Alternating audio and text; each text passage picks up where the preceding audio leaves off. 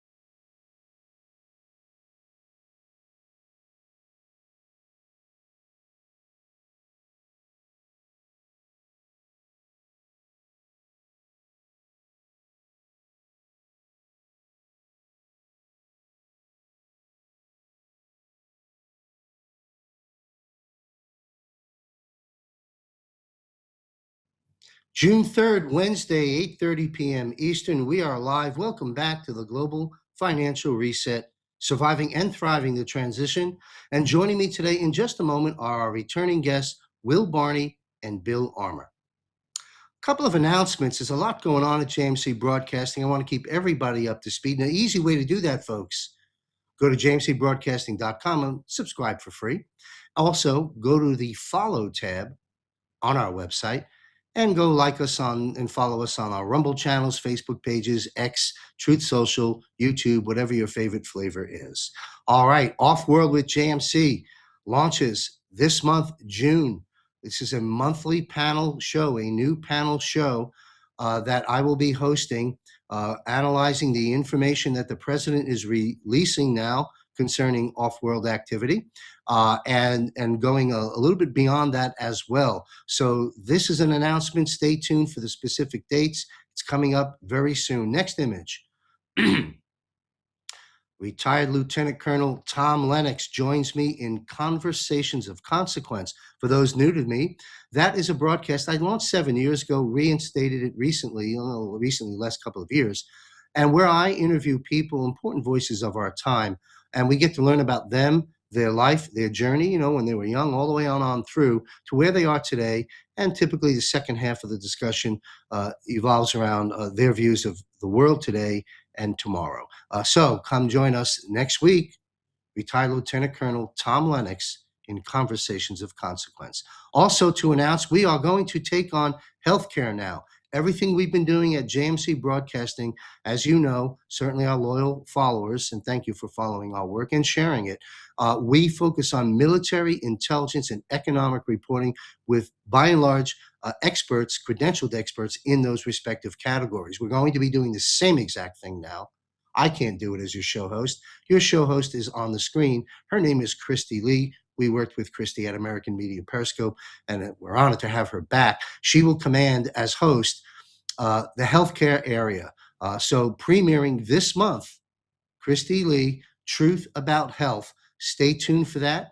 We'll be doing monthly panels later. All the doctors you know, and some we'll introduce to you, filmmakers and healthcare professionals, to take on health, to restore our health, to help those vax injured, to talk about legislation and what RFK Jr. is doing and some of the barriers he has and successes and what's coming down the pike, as well as touching on a bit Justice Nuremberg 2.0 for the healthcare boys.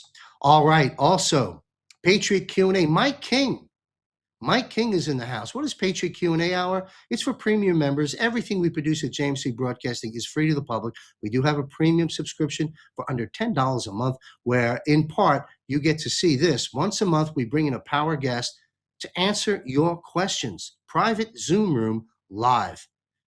And we had Juan O Savin just last week for the month of May. And Mike King, we're real happy to have Mike join us in June. So how do you participate? Go to jmcbroadcasting.com, click on premium portal. Learn all about it. If it's a fit for you, we very much look forward to seeing you there. Get your questions answered. Mark your calendars, Thursday, June 25th, 8 p.m. Eastern.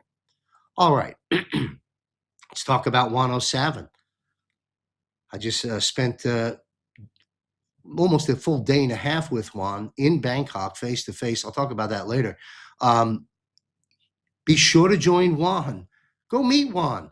See him at the Fraud Fighter Summit, June 15th through June 17th.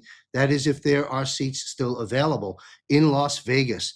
Among the guests on the panel at this event, Juan O Savin, host Nino will be there.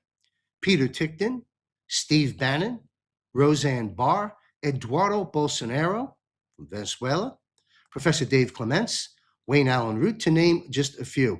Also joining remotely is Jim Caviezel, G. Edward Griffin, who I understand has got a new book coming out. God bless Mr. G. And also invited is RFK Jr. and Tina Peters. Let's be clear, invited, not yet confirmed. RFK Jr. and Tina Peters. And I'm told by Juan face to face, if Tina cannot make it on the stage, there's a chance she will make it then remotely as well. So let's stay tuned to that. But regardless of Tina and RFK Jr., you've got a packed house of important people covering all the fraud. The F word is everywhere. Everywhere you look is fraud. They'll be taking it on in Las Vegas, June 15th through 17th. So visit fraudfightersummit.us and see if you can get a seat. Now, if you can't make it for whatever reason, we are working on the details. We're pretty certain we will be able to live stream it for you right here on our website, jmcbroadcasting.com, and on our various social media platforms, depending on where you watch us. So we will be streaming it for those that can't make it there. Also debuting is Jim Caviezel's film, Dark Horse. I got to see the screening of Sound of Freedom and met Jim back in the day with Juan many years ago. Jim Caviezel says Dark Horse, Juan has told me, is, I think I'm paraphrasing, Jim feels it's really a role he is really thriving in and among the top roles he's ever played. We won't be able to stream that for obviously reasons. It's a screening. We can't put that out there just yet. But we'll stream the entire rest of the event. So anyway, that's a bit about Fraud Fighter Summit. Go meet Juan, show Juan some love. He's certainly done so much for us. All right, let's move on. Speaking about Juan, take a look at images 4 here. Let's leave that image up for a moment. I published this handshake of Juan and I in the lobby of the Hyatt where we were in Bangkok. Some of the highlights that Juan and I discussed, I'm going to talk with Will and Bill about. When will the EBS occur? You might not like what you hear, but you should like whatever you hear because you should trust the plan. They know more than we do, the military. We'll talk about the U.S. dollar and the Fed note. When will that U.S. dollar come in, the new one, Treasury one, come into the system? These are some of the highlights of what I took away with 12 hours with Juan. I flew into Bangkok, 9 hours. We sat in the lobby with just one restroom break, the lobby lounge restaurant, of course, and 9 hours. We locked eyes and minds. I took in a lot of information, and I want to make sure I get it across to you. So your Wednesday night, June 3rd, I think it is, at 10 p.m. Eastern, we'll be publishing a 2-hour plus episode I just recorded with Juan yesterday morning after coming back from Bangkok to deliver not everything that he shared with me, but a lot of it in this episode. You want to watch it. But we're going to touch on some of these issues with Will and Bill in just a little bit about bonds, stocks, real estate, gold, Trump resetting its value, the floor for silver. I think you'll like what Juan has to say about that. Now, let me just get this out of the way. I feel great, but I still have some residue here. Pardon my coughing, but would you rather me not do the show or have a few coughs within it? So I respectfully apologize for that. The show goes on as far as I'm concerned. As long as I have voice, I will speak. And I'll get this handled, so bear with me. All right. There's Juan and I having some fun. Yeah, that's me in what seems to be the boots, but they're actually shoes. And there's Juan in sneakers. And people's like, why is he wearing shorts and sneakers? It's 100 degrees in Bangkok. That's why. Anyway, thank you, Juan. It was great seeing you and your beautiful wife, Jennifer Mack. And I've met Juan and Jen many times before. Powerful information. Do watch the episode tonight, 10 p.m. Eastern. A special broadcast with Juan O Savin. And folks, take your time and listen. I'm telling you, I've interviewed Juan hundreds of times over 7 years. There's a lot of important clarifications, corrections, and information and forward statements in this with Juan O Savin. And I think it's important for any patriot that's trying to stay informed throughout this plan, this operation. This is an episode you really want to listen to. No interruptions from the host. You'll get to listen to Juan, and you should listen. I know, long-winded. A lot of people don't like that. Well, if it isn't for you, listen to somebody else. But I encourage you to listen.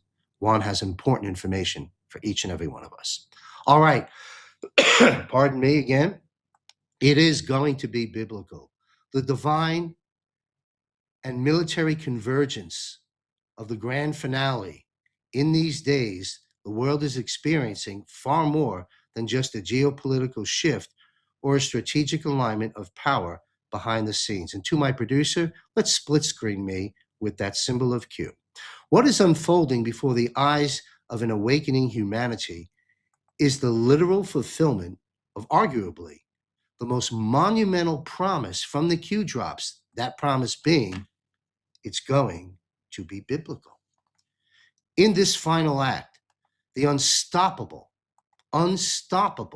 military operation of this global alliance, the global awakening of the masses, and a profound spiritual ascension of humanity fuse into a single, indivisible grand tapestry, the definitive triumph of light over thousands and thousands of years of darkness. That's why when we say it's a battle between good and evil, it's a spiritual war, you bet it is. The connection between earthly strategy and biblical prophecy forms the bedrock of this blueprint. The battle against the deep state is not conducted as a mere political conflict, but as the prophesized endgame between good and evil. The corrupt elites who held humanity in bondage through debt-based financial slavery and servitude, engineered diseases, and systematic deception represent biblical darkness. In this scenario, the military alliance acts as the executing instrument of a higher divine justice. Every legal measure, from the executive orders to the activation of the continuity of government, COG, is the earthly enforcement of a cosmic law, dictating that truth must ultimately prevail. God's truth, the hand of God, is all over this. The Great Awakening is the necessary spiritual purification process. Humanity is being led to the absolute edge of the abyss by the impending scare event, the scripted backdrop of World War III, and the controlled collapse of the old fiat financial matrix. This moment of maximum upheaval serves a higher purpose. It is designed to cleanse human souls, tear them from the centuries of mental hypnosis, and make them receptive to absolute truth. Folks, that's the plan, and it took time, and it takes time. Everything will be okay in the end. If it's not okay, it's not the end. Hang in there. When your children and grandchildren ask you, what were you doing when the global governance was being thrust down the collective throat of America and the world? What will your answer be? Freedom? It's up to us. Stop throwing darts. Stop complaining. Get busy living or get busy dying. When the emergency broadcast system, EBS, takes over the frequencies, it will collapse not only the information monopoly of the corporate press, but also the spiritual captivity of human civilization. And Juan breaks down the EAS and the EBS and how this will actually be used and when in his crystal ball, but he is very well connected, when it will be activated. So again, please listen to that episode. But what awaits humanity immediately following this storm that we are in? And Juan talks about it being a Cat 6, and we're at a Cat 2 level right now. So what awaits humanity immediately following this storm is a collective spiritual ascension into a new age of light, the healing of creation, the release of over 6,000 suppressed patents, the introduction of free energy,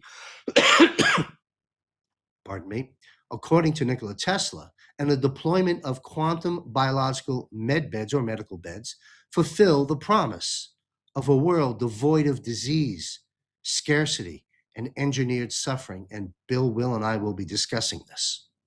Justice and abundance as God intended. With the implementation of the elements of Nisargasara and the arrival of the gold-backed quantum financial system, the earth is unshackled from the burdens of usury and exploitation.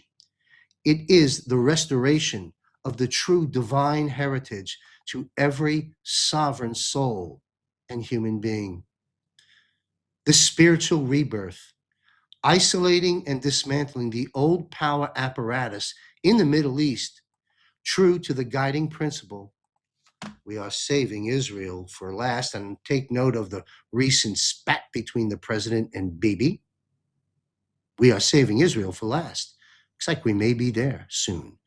We are saving Israel for last purifies the spiritual epicenter of the planet from the chains of deception.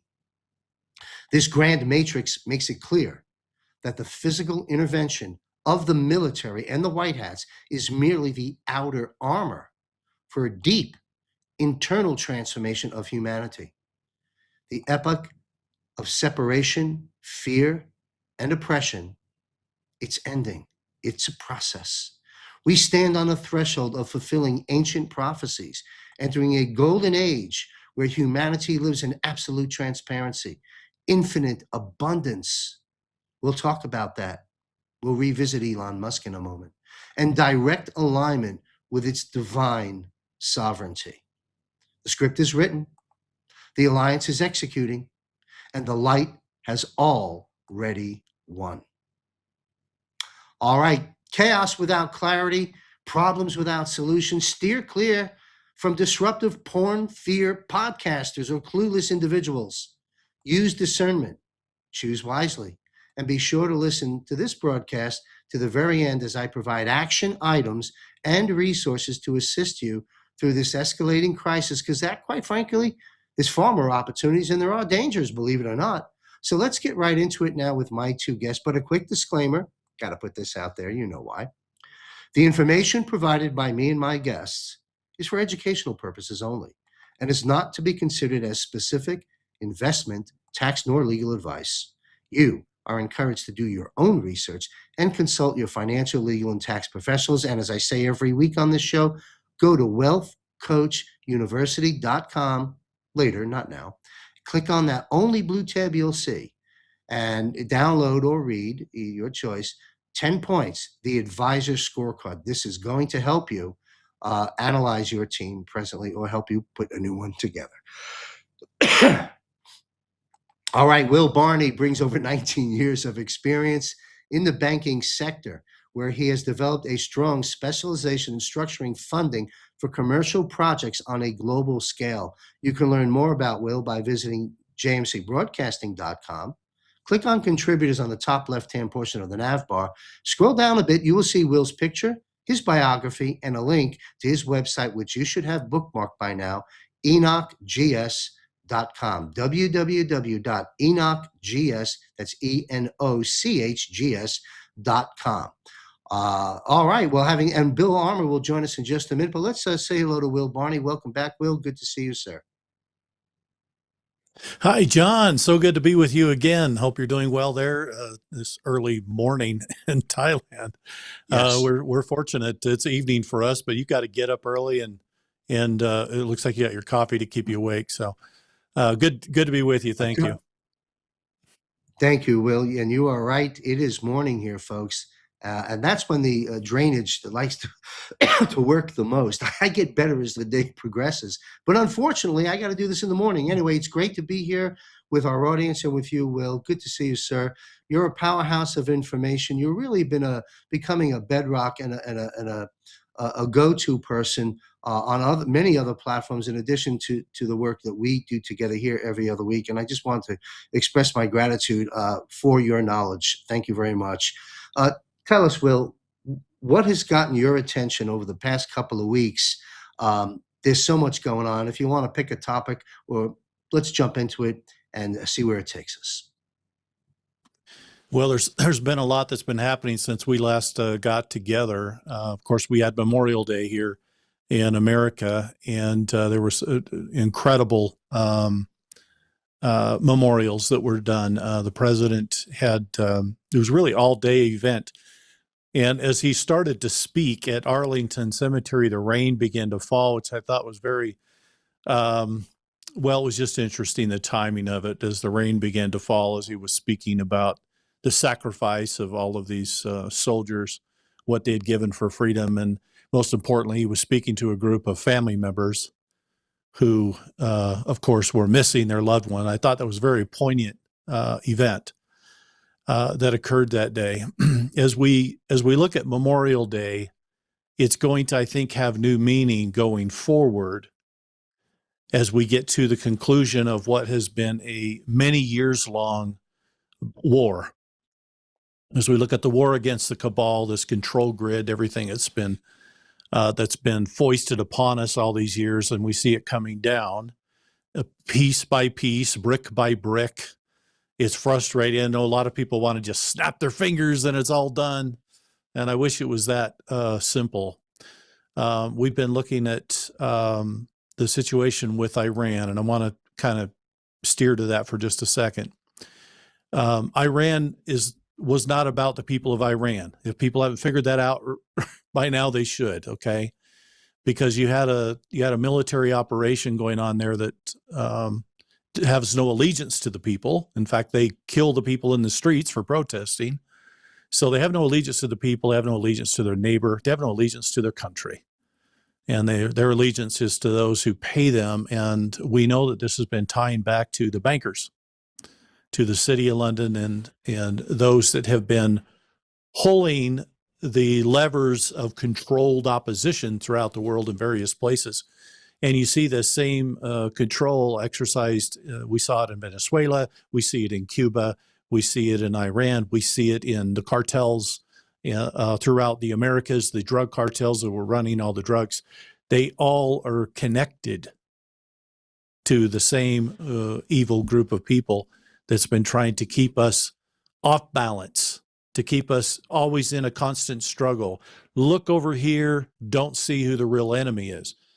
During COVID, Donald Trump talked all the time about, and he used this term, the invisible enemy. And everyone thought he was talking about a virus. He was not speaking of the virus. He was speaking of an enemy that was behind the virus. And they always, in the past, had kept to the shadows and kept to the dark places. And that's all changed now, as Donald Trump has asked them to come out in the light of day and show who they are. So as we look at what's happening in Iran, and even the Democrats made a move today, for those that weren't watching this, they passed a resolution to try to bring the troops home from Iran and reduce the pressure that's being put there to finish this situation. Now, it looks as if the Democrats are on the side of the cabal with a move like this. It did pass the House. I don't know if it needs to pass the Senate or not. But the resolution says we need to bring the troops home. Well, that's a bad move to make at a critical time when we have the strait is closed down. We have most importantly, the ports of Iran closed down. So they're not getting oil out. They're not getting money in. And it's really problematic. And every day that goes by is on Donald Trump's side. Really, it is, because they're being squeezed economically every time you turn around. And if you look at all these different countries that we've spoken about, whether it be Venezuela, let's look at Venezuela and Iran for a minute. Venezuela and Iran were the primary oil providers to the other countries that are under heavy control by the cabal, and that is the communist countries. Take China, for instance. China was getting 60% of its oil from Iran. It was getting another percentage of its oil from Venezuela. What has Donald Trump done? He's just cut all that off. Why?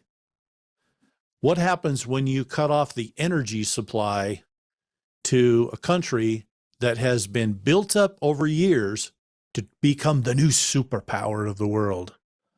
It rebalances everything. Meanwhile, the United States is pumping more oil than it's ever has in history.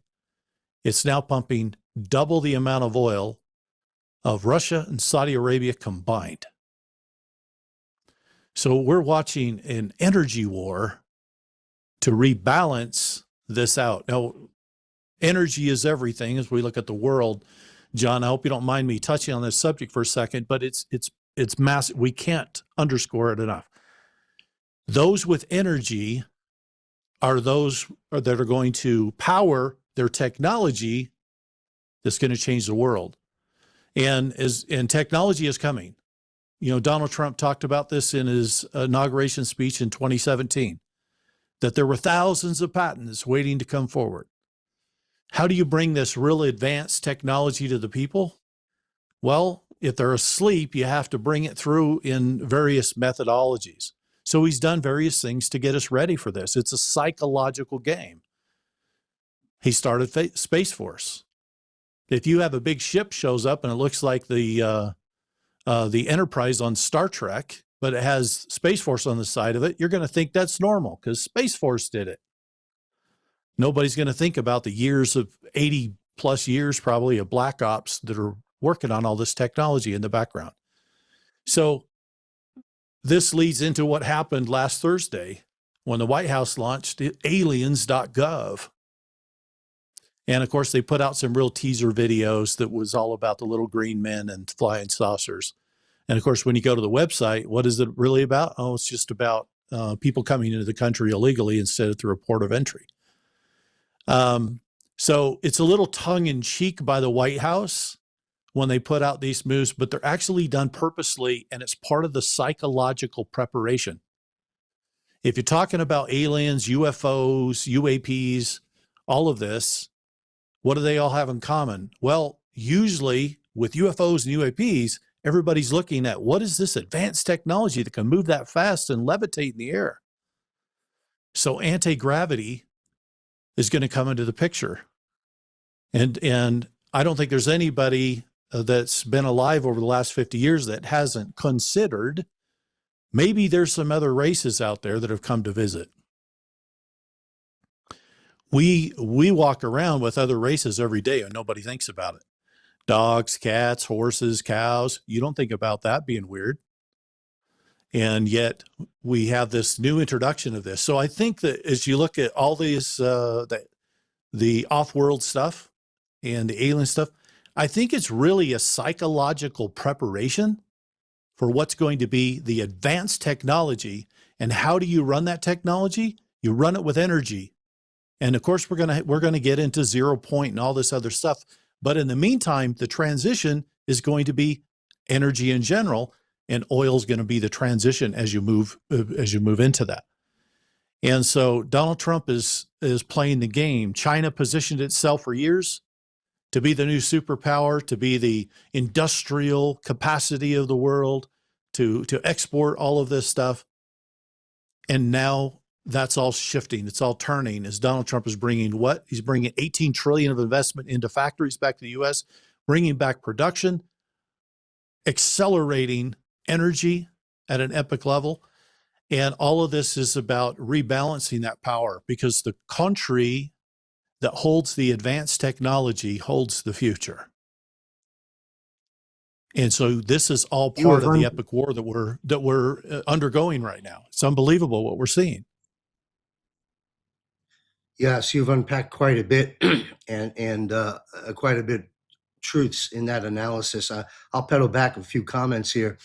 This is why I'm launching Off World with JMC, a monthly panel, because you're right, Will. The president is teasing us and having some fun, and as you stated, psychologically preparing us as well put with these videos they're putting out with the aliens 12 feet tall and various different things. And certainly aliens.gov was that was fun. And also in and of itself, good information, well written, and then listing the arrests and so forth. Everyone should go there. Go check it out, aliens.gov. And you're right about it. Everything evolves around energy, which is no surprise. And I've said this before, that is where the Q operation was formed from, and I understand operate out of. Everything is about energy, and we're heading there. I have a feeling once all is said and done, we can get from New York to LA in probably 15 minutes once technologies fully get released here. 0-point energy, anti-gravity, and who knows what's left. It's fascinating. I can't wait to get into it on the other panels. You talked about, pardon me, folks, energy. I understand Japan just bought almost 1 million barrels, 900,000 barrels of oil from us. That usually never happened in the past. The landscape has changed as a result of the operation in Iran, and for good reason. And the other comment I want Will to make is, you talked about, how the stage was set. The new world order, the the globalista, the globalist plan for global governance. They were going to shift, destroyed us over the last 3 decades plus, tear down America with all the trade policies and all the stuff that's gone on, and build up China as the replacement of the U.S. to be the world's superpower, to manufacture, distribute, and control and run the world. That's over, folks. That wasn't. It's coming to a screeching halt. And that's good news. But anyway, and you started off with Iran. And it's right, not a surprise, John. When you look at what the cabal's done, because this is a financial cabal, but they're into everything. They're a godless society of people, right? So they don't worship God; they worship Satan. Okay, they're like the opposite of that, and so they've pushed and nurtured the godless societies where the government's the God and there is no inherent God. So their involvement behind all of these communist countries cannot be underscored enough. We're watching that being completely ripped from them, and there's a reason why they keep going after Donald Trump. I mean, how many assassination attempts do we have to witness? Because he's going after their entire system. And this energy that's going to power the computers, that's going to power massive data centers are being built out in the United States right now, very big ones. What does all this mean? Well, in a new world where money moves digitally, it's being done with computational power. So the financial system is being literally built. And it's been being built for years. As we watch this play out, when you take all of the movement of financial movement, which trillions of dollars a day, moving all over the world, and you start moving that through digital packets, now you need computers to be handling hundreds and millions of transactions per second. That takes computational power and prowess. And the country that has that technology, that advanced computational technology, and they have the energy to power it, is the one that wins this. And Donald Trump seems to be positioning us exactly right there to remove the power grid and replace it with something that's going to be unbelievably freeing for the entire world, where they don't need to go through a third party to send money anymore, where they can send to their family member, to their friend, to their neighbor, to their business associate, like that.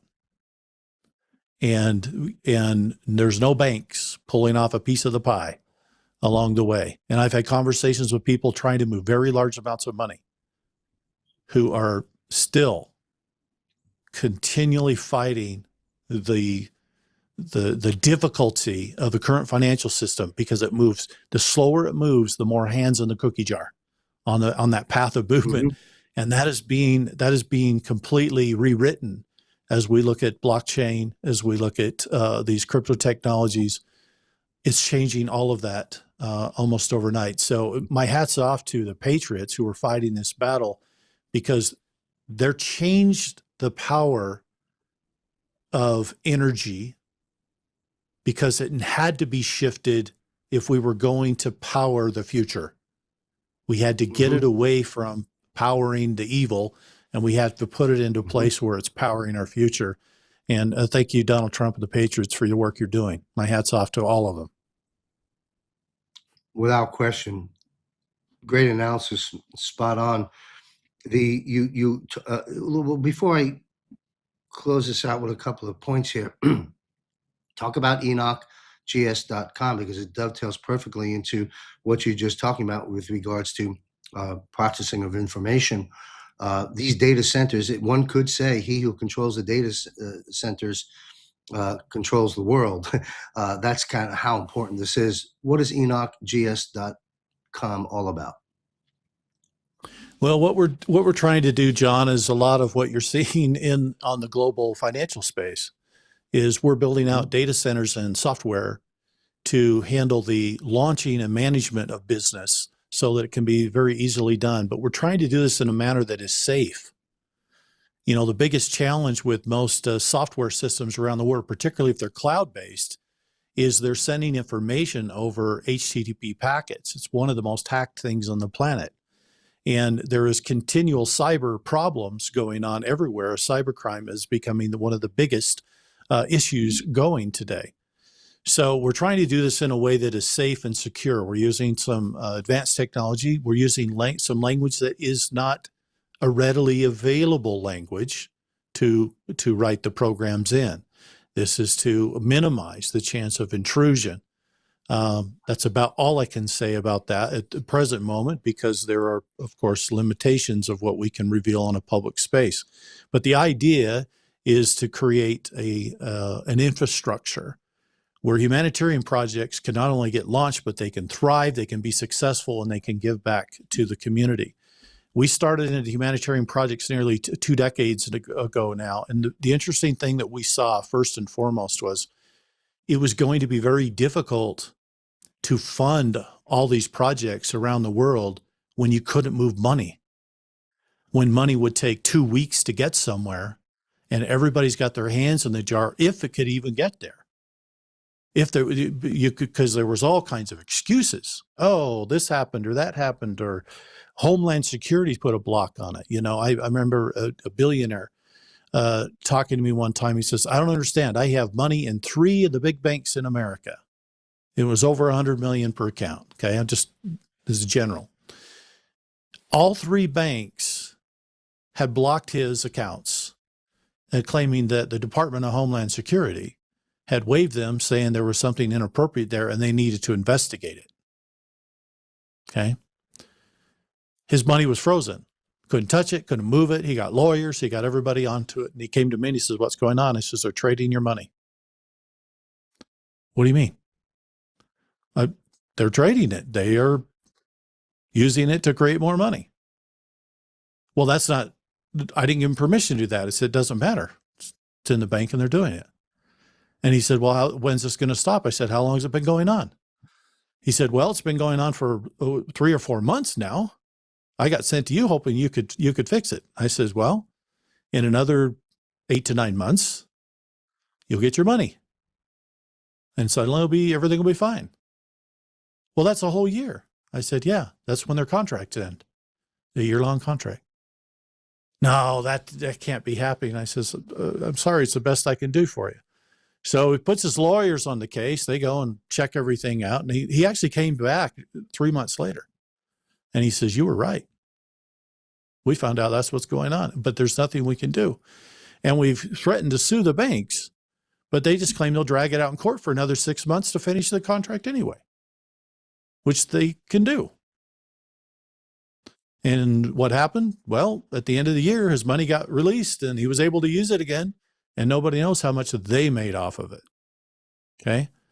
It's just an example of what's been going on for a very long time, over many decades. This is why you couldn't take a financial reset system, put out new asset-backed money, and stick it into this kind of corrupted system. That doesn't really make sense. But when you do that, you don't put new wine into old bottles because the bottle might break, right? Well, in this case, you don't put assets into a system that's designed to let the system graft off of everybody that you turn around. So, so there's a lot going on to build something new. And we've talked about quantum financial system and all these different, I don't know what the official term is going to be in the end. Okay. That's a term that gets thrown around the internet. So we'll use it, I think today, but the quantum financial system. So what does all that mean? Well, it means we're going to have asset-backed money, but there's certain things that need to be in place if you're going to do that.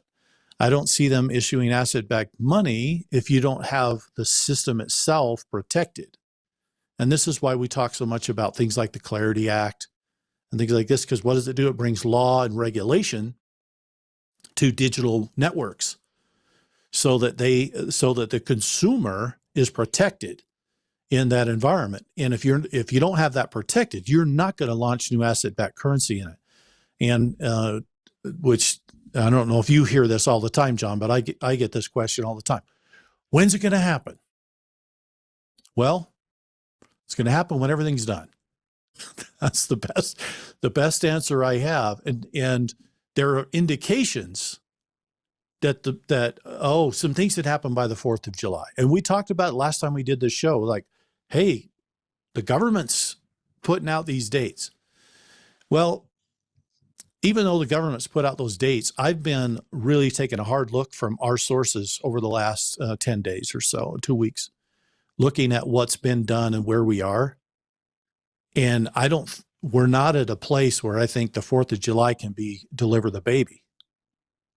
Now, Correct. I think it can be the start of what would probably be a series of events, okay, that would roll in the golden age, if you will. But I don't, it's kind of more of the beginning of the end rather than the end of the end. If that makes sense, right? So I think people are going to have to be a little bit patient because it does take time to do some of these activities. Yes, it does. And I'm just going to put a message out there. I said it, I think, in the monologue, but it's apropos right now. We all get it. I mean, our lives are just as affected as everybody else's. But what we have to understand is these things do take time. We're not kicking cans down the road, playing any game with anybody. People in the new media surface space, let's say, most of them aren't worth 2 seconds of your time. But the ones that are, we're doing the best we can with the resources we have access to and the information that we get, just like you're doing. And so everyone just needs to understand. Again, if you look at your children and grandchildren, say, when they ask you, what were you doing? When the global governance was, basically being thrust down the throat of America and the world, what's your answer going to be? Is it going to be, I threw darts at everybody because it didn't happen on the day we thought it was? Do something. Be proactive. Get involved, and do trust the plan. It's God's plan. As I said, the monologue, it's being implemented brilliantly with precision by military and intelligence, and now off-world. So that's where we are. Real quick, Will, the QFS, is it open for business for the public? Can people DM me and go to my account, and I'll get you all set up in your QFS and wallet? Is the QFS open for business for you and me? Yes or no? No. Thank you. No, and it won't be unless it's fully protected and everything's ready to do that. That's going to be, I don't know how long it will take to do that. There's some talk right now that the Clarity Act might get passed by the middle of July. Some are saying now, okay, right? We would love to see it in June. People asked me back in April, well, what do you think? I said, well, if the things are going to happen the way we would like to see them and like issue new currency bills and stuff like this by the 4th of July, I think we would need to see that passed by the middle of May to give time to prep for that. But we're past that window now, right? So now I'm looking Yes. at this going, well, I don't see how that's going to work. There's also this issue of everybody thinks that we're going to have tomorrow there'll be a big EBS, emergency broadcast message, or EAS, whatever you want to call it, and that everything is going to change and it's all just going to be beautiful in one day. That is only in the movies, folks. In real life, we have to build things brick by brick and piece by piece. And so we celebrate as we get each part done. And we should celebrate because they're milestones. And I think that when that bill does pass, it will be a milestone. It will be something that will be like, this is great. This is a foundation we can work from. And I think that that's the point that we need to make. And I'm not trying to say, people are kicking the can down the road. It really isn't that at all. I like the analogy of building stuff. It does take time to build it. Donald Trump's working on a new wing on the White House right now. And he claims it's going to take another 2.5 years, right? Or he might get to use it for 6 months, right? By the end of his term. Yes. It's going to take some time. So it's one of those things where it's like, you don't build it in a day. It's going to take time, and we need to be patient with the process. We should be supportive of the effort that's going on, though, and not detract. I think the most important thing we can do is to stay in that positive energy. We create our world. We manifest our world. And the worst thing we can do is to start throwing darts at those building the world, because that just slows it down. It doesn't help it. And so if you're throwing darts at those you think that are not getting it done fast enough, be very careful about your judgment, because we need these people. We need everybody in the trenches that's working hard to do this. Absolutely. And those that are wired, frazzled, really at the edge of their seat, frustrated, upset, calm yourself. Calm yourself. That anytime there's all this confusion and uncertainty, the person who's the calm one in the room is the grounding source and force. Be that. And we'll get through this. Anyway, thank you, Will. I'd like to, we're going to have a roundtable discussion in a moment with Bill Armour. My next guest brings a wealth of knowledge and expertise concerning the economy and precious metals. He is my highly recommended resource for your gold and silver acquisitions inside or outside of the IRA and your qualified plans. Visit contributors again on the JMC Broadcasting website, upper left-hand tab, and you'll see Bill as you scroll down, his image, his biography, and contact information for Bill Armour. Welcome back, Bill. Great to be here. Thanks so much for having me. Thank you for standing by in the proverbial green room, as it were. So tell us, Bill, before we bring Will in for a roundtable discussion. And by the way, folks, I got a lot to unpack in this episode, in this second hour of this episode. There's a lot to unpack. We're going to have our panel weigh in on some of the information Juan shared with me and other news events. But tell us, Bill, what did you see going on that caught your attention since you were on this broadcast last? Yeah, absolutely. Two things I want to talk about. The first is just a question I got in the last couple of weeks here from a couple different people that I realize is important to clarify. And they asked me, Bill, why are we adding this strategic price floor for silver? What's the reasoning behind that? Because if everyone needs silver, it seems unnecessary. It seems like it will just naturally go up. And you're right to a degree. Absolutely, silver at some point will explode, regardless of what the government does or doesn't do. At some point, people need the metal and they'll pay whatever they need. The problem is the same thing that we're experiencing right now, is that we're in a 6-year deficit on silver. We're going a tremendously long time before the metal's actually being mined. And at some point you reach a pitfall, sort of a place where you really can't get out of it, a chasm, if you will, where there is now not enough silver available, period, full stop. And we are years and years behind development or production of silver. And so silver's going for $3,000-$5,000 because you either cannot produce, and everything around us is more expensive, right? Any technology is tremendously more expensive. So while that would be great for silver holders, what is ideal for the entire world is that transition is more gradual, right? We want to see silver increasing day over day, month over month, to $3, $4, $5, $6, $7, $800, not it's $70 and then a month later it's $1,100, right? While that's great for anyone that has silver, it's really actually kind of bad for everyone around us. So, for the average everyday world, we're talking about just, uh, you know, how much things cost, right? If suddenly anything that has a battery in it is now 50 times the cost, that's not really good for anyone. So adding that floor helps the miners a lot, because the miners, they don't look at what they could make like ceilings. They're looking at floors. They're looking at, if we start a mine and it's going to take us a year, 2 years to integrate this mine, to build it out, start getting the silver out, and then we finally get everything set up.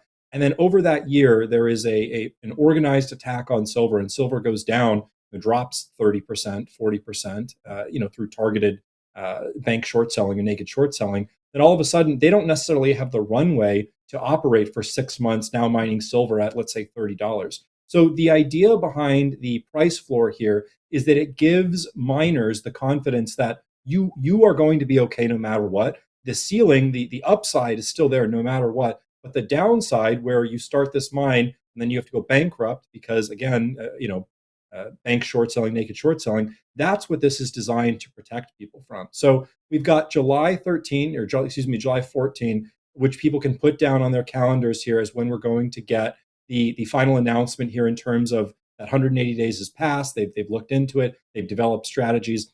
And over the course of the next 12 months, we'll be entering into a series of deals with countries, Mexico, but countries all around, in terms of securing that price floor for metals to make sure that no matter what, we have access to silver.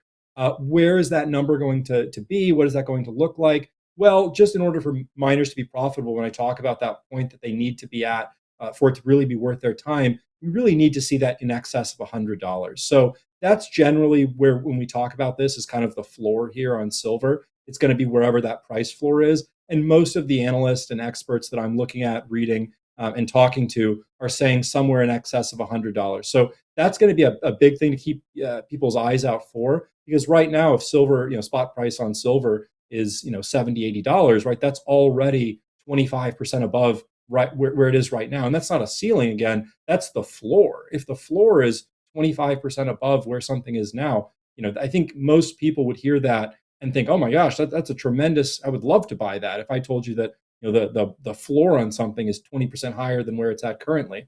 So, no one has a crystal ball. Obviously, these things are not public yet, but I would definitely say that that's really good news, and people need to understand why that's happening and what that means. So that's kind of the first thing I wanted to just mention here for people's gratification or edification. Wow, you've unpacked a lot of great stuff there. I've got some follow-up clarifications for myself and perhaps those listening. What is July 14th specifically?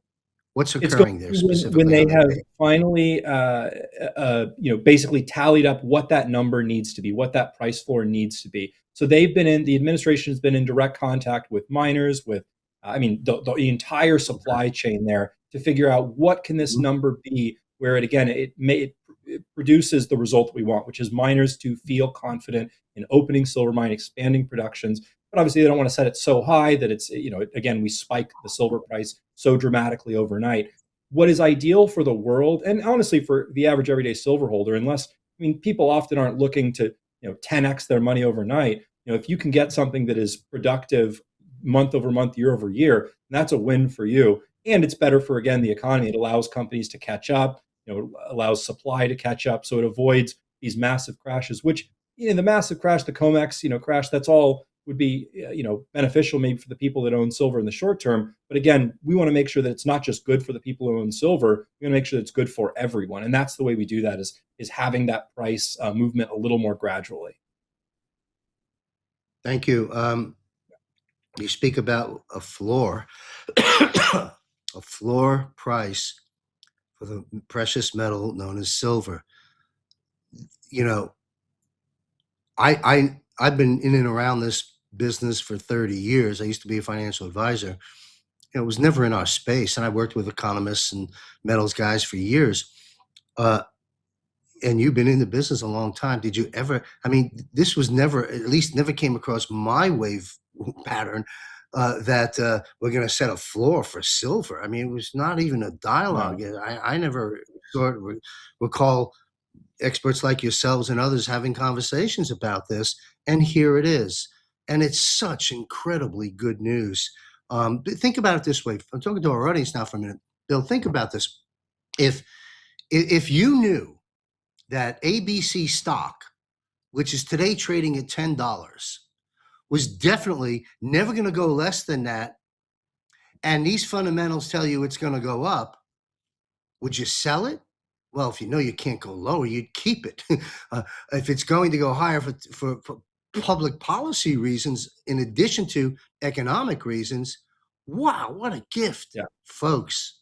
This is your gift. When I say in the intro of the show, this very show, Surviving and Thriving, the transitions, both dangers and opportunities, that's probably one of the biggest opportunities that we have in this financial space ever, or certainly among. And so as to the floor, I don't want to misquote anybody. So I encourage everyone to listen to the Juan O Savin special broadcast I'm publishing tonight at 10 p.m. Eastern, just recorded yesterday morning, fresh off the heels of 3 or 4 days ago, where I sat with Juan for a day and a half in Bangkok. But I believe he said uh, his forecast for the floor on silver was higher than 100. I'll leave it Yeah. at that, and we'll listen to the episode. Yeah. I want to ask you, Bill, and I don't expect you to know the answer, but it's an interesting question. Can the floor be readjusted later? Let's say Yeah, they set absolutely. the floor at $200 and later they raise it, or could they lower it? Yeah, absolutely. Yeah, it could definitely be adjusted. I mean, it gives them the floor needs to be an incentive, right? And protection. I guess more than incentive is protection is the right word, because there's plenty incentive. Mhm. I think every miner out there understands the benefit or the potential that silver holds. What they are afraid of is again that these mines are not the incredibly profitable, industries necessarily, and they don't have the runway always to, if there is a global assault, you could say, of naked short selling on silver, they may not have the runway for a 3 6 month year cut to silver that's that dramatic. When they're modeling out how profitable they are, and all of a sudden the thing that they're mining is worth half of that, they may not survive that. And so, of course, they go bankrupt and they have to close down their mine. And so they need the assurances that that's not going to happen. And that's exactly what the price floor gives them.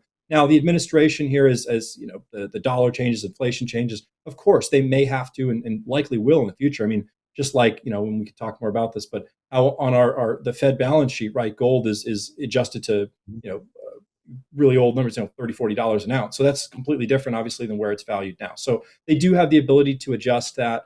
And speaking of the Fed, that actually is a nice transition into the other thing I wanted to mention, which is I think it was the last program I spoke on. We had talked a little bit about the share of the world reserve currency that the Fed note or the dollar holds right now. Mhm. And I was curious, what the updated numbers were on that, because I was referencing numbers that had come out on the last quarter. We had, for the first time, gold as the largest asset class here, above treasuries here for the first time in history. And so I was curious what that number was. And it's interesting. What's published is that is the IMF. We all have our thoughts about them, but they are the ones who published that. And the IMF COFR is the report that they publish, and they have not republished or published any numbers on that currency percent for this entire year. We're in June right now, and we don't even have Q1's report yet. And I thought that is very interesting. And so I went back and started scrambling through some of the old records, and I found some really interesting patterns that I want to share with people. Which is, first off, we all know that gold buying here across the world is at record numbers. I think everyone understands that, right? So the other piece here is, if everyone's buying gold, where is that gold coming from? Well, we know that it's coming from, and a lot of that is dollars or Fed notes that are being traded in for gold. And we've seen about quarter over quarter that number of the dollars here, dominance, you could say, is dropped about 1% per quarter. So about 4% a year we're dropping. So if it was, let's say at one point it was 80%, 90% in 2000, 4% a year. We were down to about 50 to 55%. And then all of a sudden here, the numbers stop. So we don't get any more numbers. Now, the part that is the most interesting about all of this is the last major currency shift we have, world reserve currency shift, was the pound. And the pound had been the world currency here into World War II, obviously, when Bretton Woods happens and then the US takes it. But what was the percent of world reserve currency that the pound had at that time? It was almost exactly 55%. So we are almost identically at the number here as the last time we had a currency shift, very within a couple percent in either direction. So, another interesting note, what was the final domino that caused the final shift here, the Bretton Woods, where again, the dollar took over from the pound? What was the domino? It was the Suez crisis. What do we have going on right now in Iran? I mean, it is in very interesting thing to think about is that there is an orchestrated, we talk about some of the dynamics of this, there is an orchestrated attack here on the Federal Reserve's control, which is losing control dramatically, right? I've talked about many times how countries are repatriating gold from New York, from the Federal Reserve. Obviously, Fort Knox, I know we'll talk about that, I believe, but that's another piece here. All of these different angles of strength and power that the Federal Reserve has had, they are suddenly being attacked and all at once in many different directions. And a really tremendous attack is never one that comes from one direct place head on. It comes from many angles and attacks many points of weakness at the same time.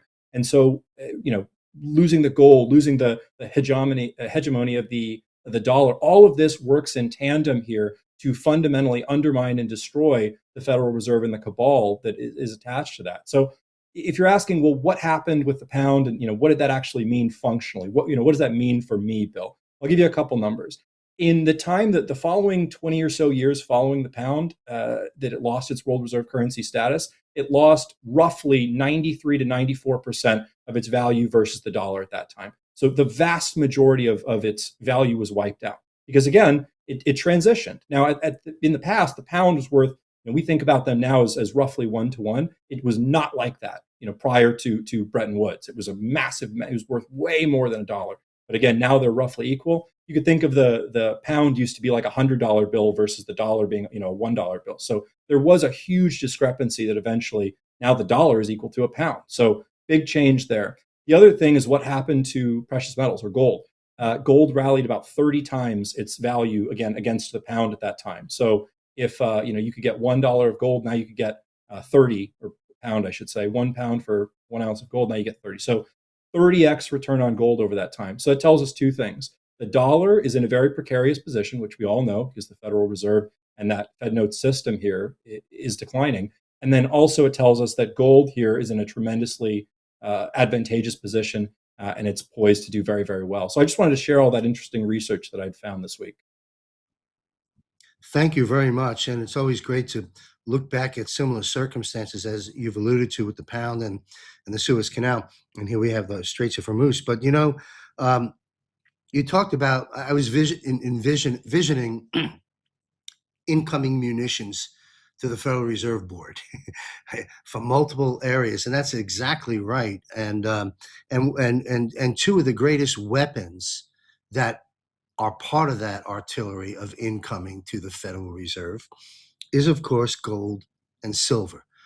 Remind our viewers, and I'll just paraphrase this out and add a little to it, gold will destroy the Fed and expose and destroy the Fed, and silver will expose and help destroy the banks. And that's what we see taking place right now, and it's a wonderful thing. Restoring God's money, constitutional money, and getting things straight. What I'd like to do right now, I've got a lot. We've just finished hour one. We'll get into hour two. Hopefully we'll wrap up before then in respect of everybody's time. But what I do want to get into is some of the nuggets that I got from Juan that I'd like both you and Will to weigh in on. So to my producer, let's bring the panel on. Will and Bill Armour, hour number 2, here we are. Thank you, gentlemen, for being here. There's a lot to unpack. So let's be brief on areas that we know we can be, and then we'll extend out where it needs to be. Some of these things, everything here will affect all of us and impacts the economy to some extent, although some of the issues I'll raise aren't directly economic related, like the EBS, for example. And again, I'll say this once, so I don't have to keep saying it throughout this. Juan will go into greater detail on all these subjects and a lot more on that interview. I'd like this panel to weigh in on it as well. The EBS, while many, and to Will's point earlier, the government has given us a lot of dates. That's why other great guests I have on, Captain Rob Cunningham and retired Lieutenant Colonel Tom Lennox. They're following the administration and those date releases as well. But sometimes dates are given in an operation for reasons other than to give a date that will actually be that date. And I'll just say it that way. Having said that, let's talk about the emergency broadcast system. Juan's on the record stating, and I know it's a great disappointment to a lot of people, but let's learn from this journey we're on together. Again, as I just stated, sometimes dates, remember, I think Hugh even said something like disinformation or something of that sort is part of our program too. So again, I don't, everyone's so quick to say they were wrong and throw a dart. Stop it. What have you done today to help restore the constitutional republic? Okay, so knock it off, folks. Most of our viewers aren't in that bracket, of course, but there's a lot of folks out there, especially folks just waking up and taking a look around. We're all doing the best we can. And fortunately for me at this network, the majority of my guests are very well informed, credentialed, and connected to some degrees, some other more than others. So we put our best foot forward. And here's what we have on the EBS. And again, as I said in my monologue, I'm long-winded here. We'll get cut to the chase in a second. As I said in my monologue about, no, I lost the point. Sorry, folks. We have to, anyway, let me get to it. EBS. That's what I was going to say. Podcasters. Why is there such a great disappointment when certain things don't play out the way they were expecting? George Carlin, garbage in, garbage out. You've got to whittle down your sources of information to the best of the best. And even once you do that, we're not all going to get it right all the time. We didn't get the memo from President Trump last night. Some of my folks do, but most of us don't. But we put our best foot forward. And having said that, Juan at least indicated that the EBS will definitely not happen in June nor July. And he explained why, and I think you touched on that a bit. Let's just spend a minute, Will and Bill, your view, Will Barney, EBS. And when Juan said more than likely towards the end of the year, possibly the beginning of next year. Listen to the episode. Will, what say you on EBS? I don't see the EBS occurring until we have all of the puzzle pieces ready to go, and we're still putting some of those in place. So I'm not seeing it being something that can happen urgently, certainly not within, I would say, a 60-day window. There's just some things that need to be finished first. So that means we're looking at, he's probably not wrong. It's probably not even July. Because if we don't get the Clarity Act till the middle of July, obviously it's not July. It's going to be a little bit later. And yes, we all want to see everything shift and change, but you don't want to, the worst thing we could do, I think, is cut off the current system before we have something to replace it. That's catastrophic. So I do think that there needs to be some overlap where the Federal Reserve System keeps going, but we introduce something new and give time for that transition to occur. Just my thoughts. Thank you. And again, folks, I'm going to be a broken record here because I do listen to the public. I spend a fair amount of time on social media. I'm trying to help everybody. I'm trying to help myself. Calm yourself. Okay? Whittle your sources down and then remain calm. Things you can't control, you're going to get all freaked out about. Why? You can't control it. Worry is a misuse of God's light and energy within us. If you can't control it, don't worry about it. Okay? And please, again, stop throwing darts at those that are fixing it. Your quick comment as well, Bill. EBS. Where's your position on that? Yeah, I had on Memorial Day, I was reflecting a little bit and I had an epiphany, which is, what is July 4th? July 4th is not the day that we won the war, right? July 4th was the day that we signed the Declaration of Independence. It celebrates that. And so I was thinking about that in Mhm. terms of, what this is, and thinking that July 4th doesn't necessarily mean, symbolically that everything is done, everything is completely finished. It means that we start the process here. And, 13 colonies came together and the process was started. But the war, I don't think it's going to take this long, but the war didn't end for 4 years. The fighting, still had to go on. So I just think, but symbolically, I think similarly here is that July 4th is not, necessarily everything is finished and done, but rather we ink a lot of the sort of declarations here that produce the end result of us winning the war. Thank you. You're in good company. In essence, that's in part what Juan O Savin was talking about. Forgive me, folks. A lot of people also throw darts at me that I'm coughing. Would you rather not get the show done? I'm doing the show, folks. The cough will be gone. All things pass. All right. The United States dollar. Let's move into that. We'll go to Will Barney. Another point that we've been raising on this broadcast and many others is when will the new Treasury note? We know all about that. We don't have to, spin the broken record on it. March 26th release from the Treasury. Scott Bessent is now talking about creating a new bill. I don't know if it's $250 bill or whatever it is. We're certainly not going to take Ben Franklin off the $100 bill. If we did, I'd be quite upset. But I think that they're going to issue a new currency. Well, we know we're issuing a new Treasury note backed by gold and other commodities. But Scott Bessent recently stated that there'll be a new bill with the president on it. So the question is, the statement and question and narrative and question is this. We've been talking about on this broadcast over the last several months. I've certainly didn't have an answer. I feel more grounded now. And that is some folks in our movement. And again, I'm not throwing darts. I'll throw darts at people that I know are deliberately doing bad. Yes. Okay. But that's different from all of us that are working hard to dig for the truth and bring it to the people. Having said that, there's two narratives out there within our respective space that say that the new Treasury note cannot coexist with the Fed note, meaning our present dollar, cannot have two currencies in one economy here. And Juan emphatically said, BS.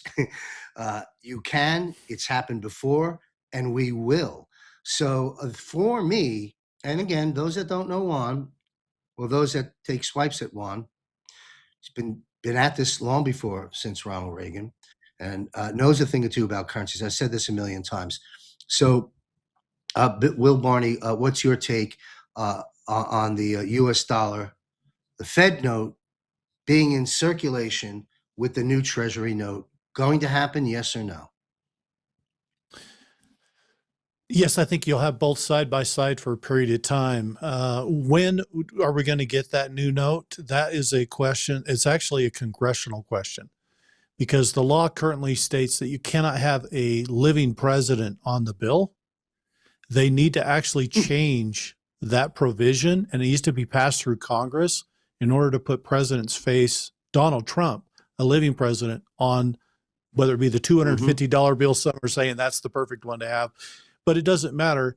Scott Bessent has also said this: we follow the law, and everything that patriots are doing is lawful. And that is I think an important distinction, is they are standing upon law and order, not upon whatever imaginary foundation. So I think that that's why not only do you need this Clarity Act thing, but you need the Congress to address this issue. The Treasury has put it forward and said, Congress, can we fix this? Can we change this?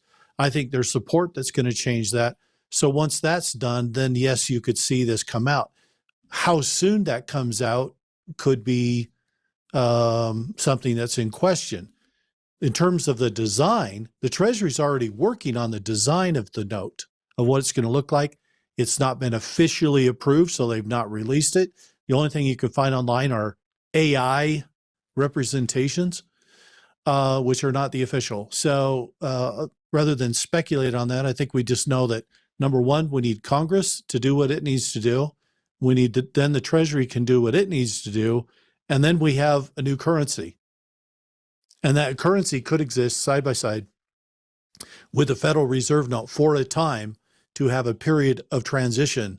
And that's been my take for a long time, that it would be catastrophic to just shut one off without allowing time to move over. And so I think that's not going to be the move.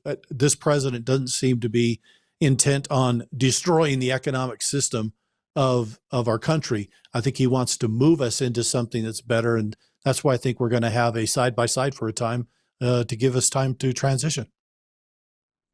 Excellent. Yeah, excellent. Thank you. And to the, before we move on to Bill, quick comment. You spoke about the process and the things that are required to take place in order for a new Treasury note to be introduced into the system.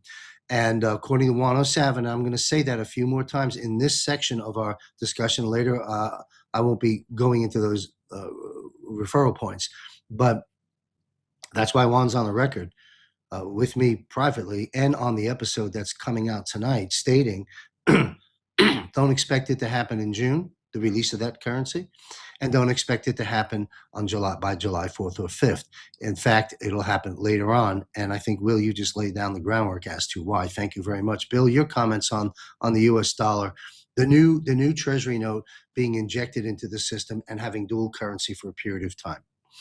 Yeah, I think Will Barney laid it out beautifully. And I would just say the touchstone there that I would go back to is that this has happened before. There's absolutely no issue with having multiple currencies at once.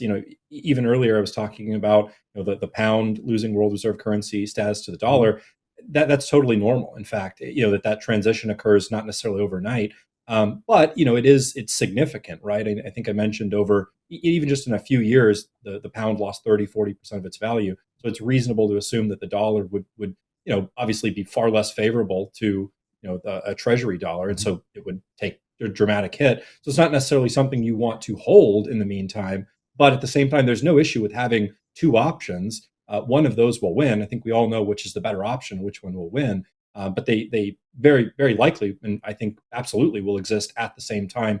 And that gives patriots a chance to choose and to have a chance to get out. You're always better to be a little early than a little late. But oftentimes I talk to people who think if I don't get this done today, that everything is going to zero. And I don't always think it's that stark. But it is to say that if things go down, you're bleeding out.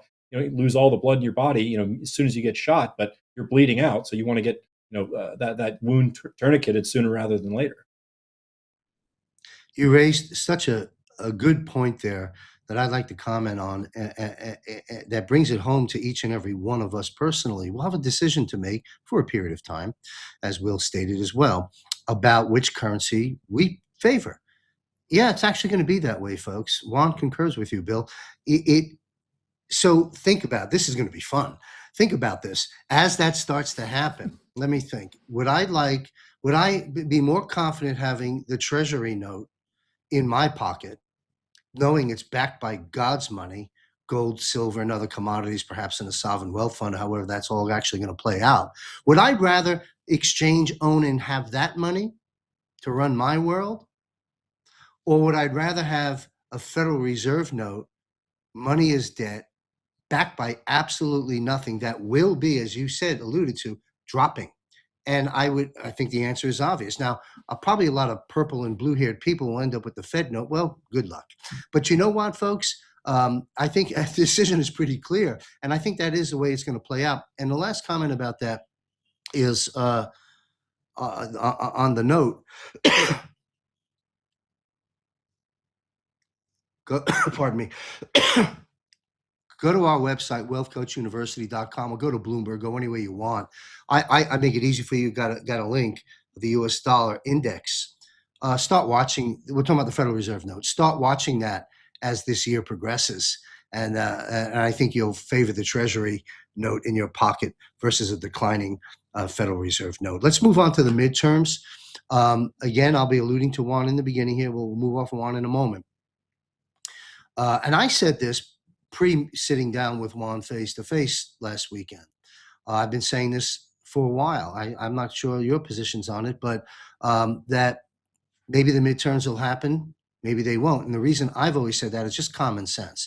I know for sure that when we vote again, it has to be free and honest elections, or it should not happen yet, because we're not going to allow the massive destruction that took place in the last 4 years during the imposter Biden presidency.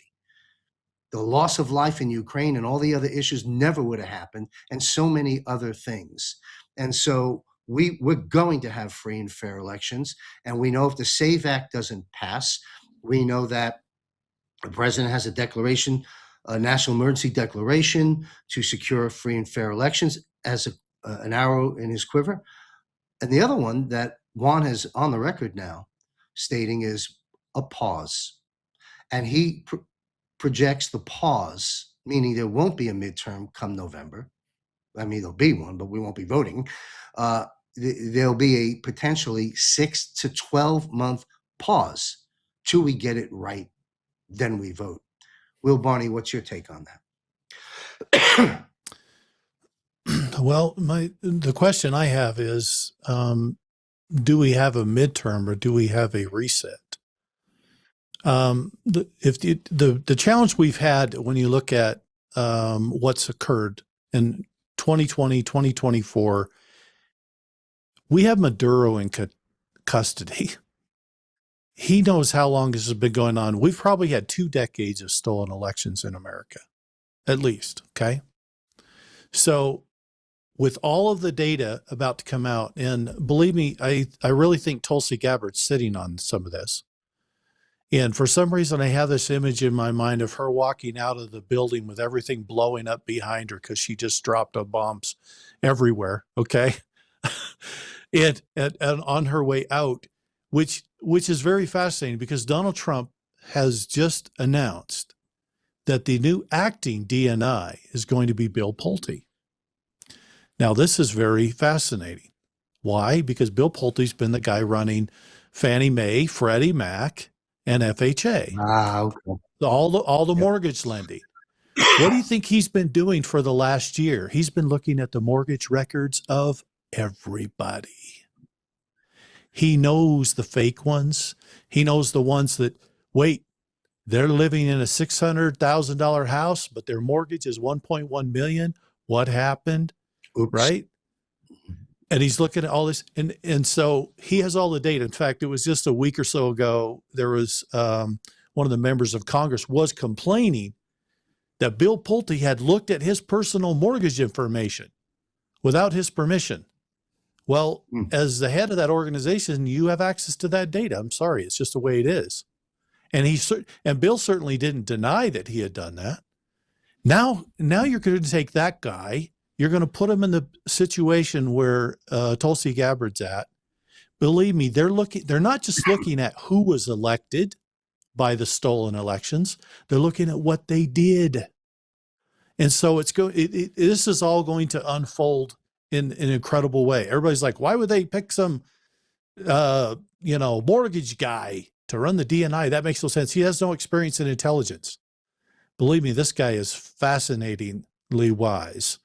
And he's been working to get all this done. And the most magical thing about acting appointments is they don't need congressional approval and they can operate for a period of time and do whatever is necessary. So I'm expecting there to be some pretty big stuff coming out of the events of the next few months that's going to really shake things up. Now, how does this lead into elections? It leads into elections because when we realize how absolutely corrupt and stolen the entire thing is, you don't just say, oh, well, that just already happened. It's going to be better this time. No, you have to fix it. And fix it means no machines. You got to do something. So it's probably going to mean an emergency order by the president, putting us into what essentially would be a state of martial law to fix this until an election can be held. And does that mean that we're pushing midterms off? I don't know for sure if this can be fixed. You're talking about not very far away. In 30 days, we hit the 4th of July. From the 4th of July to our next election, it's only 120 days. And if you read the NASARA documents, it says you need to run elections, you need 120 days minimum, okay, to run an election. It doesn't mean it's exactly that. It just means that's your minimum time frame. So if this all comes out over the next, let's say, 60 days, we're outside of the time frame. And that would start looking like, as Juan said, a pause. So we're going to have to, the next 30 days and 60 days are going to be very critical, I think, in terms of showing us the direction this is going to go. But all the information's coming out. Maduro is singing like a canary. He knows all the countries, 72 nations, our own plus 71 others, all governments stolen. He knows all the governments, all the people, which countries did it, who was involved. You know, in the 2020 and 2024 elections, China was printing ballots for mail-in ballots for America. That is unauthorized paper. That doesn't have the watermarks. Why hasn't anybody brought this up? It's going to come out. If you're going to look at it and you're going to realize 2020 wasn't even an accurate election. And 2024 wasn't either. Okay. So I think what you're going to see is this election data is so big. And we talk, this is a financial show, so we talk about the financial stuff, but the election part of this is so big, it can't be understated. And we just had a new Fed chairman put in, okay, Kevin Warsh. And what do you think he's going to do? He's going to start dropping rates. He must drop rates. We don't get through the transition unless we can soften the pain on the one side to leave room to make that transition to the new system on the other side. And so I think Kevin Warsh is going to drop those rates. And some are going to view this as the Fed, trying to compete with the new system by making it more attractive with lower rates. Okay. But it's really been gamed out better than that. And so are we going to have elections pushed off? I think there is, I'm a 50-50 on that's a possibility. All right. Well, thank you very much. And you raised a lot of other points in addition to what Juan and I discussed as to why there would be a pause, and they're very well founded. Thank you. Yeah. So we'll see what happens. But again, folks, there's a little theme I'm doing here, and it's all off the cuff. But again, I'm speaking to the target audience that, throws the darts and, they're kicking the can. No. This is war. You still go home every night to your apartment or your house, don't you? You still have your electricity on, even though it's tough to pay the bill, don't you? You still eat food every day, don't you? Well, imagine the wars that our forefathers fought and what they went through. This is our war, and it's far less kinetic. I understand what the pandemic did to us. Make no mistake about it. I didn't take the vax, but I almost died as a result of the shedding and the COVID long haul situation. But listen, folks, it is what it is. It's not a can being kicked down the road. It's doing it right.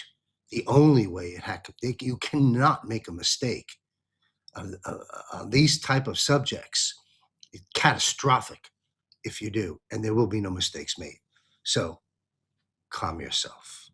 Bill, your view on the extension of midterms.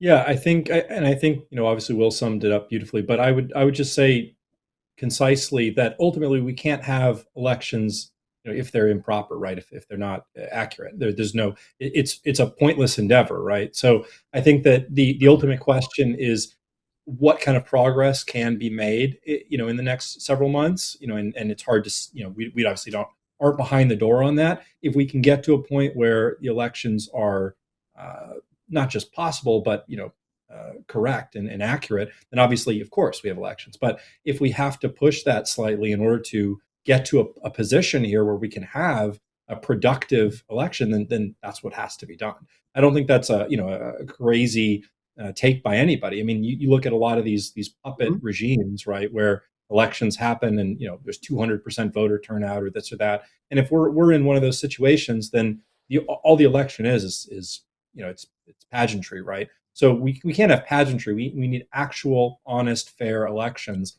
And so then it's up to this administration to determine where are we actually at in this process. How much have we uprooted? How much have protections have we gotten in place in order to have fair and free elections? And if we've gotten to that point, then great, absolutely. But if we haven't gotten to that point, then we absolutely need to defer that until we can accomplish that. So I think it's just, it's impossible for us to know. I think, Will Barney put it at 50-50. I think that's fair because, if I had access to the information where they were at in this, I could probably give a better assessment. But knowing what I know, seeing what I see, it does still feel like we're a ways away.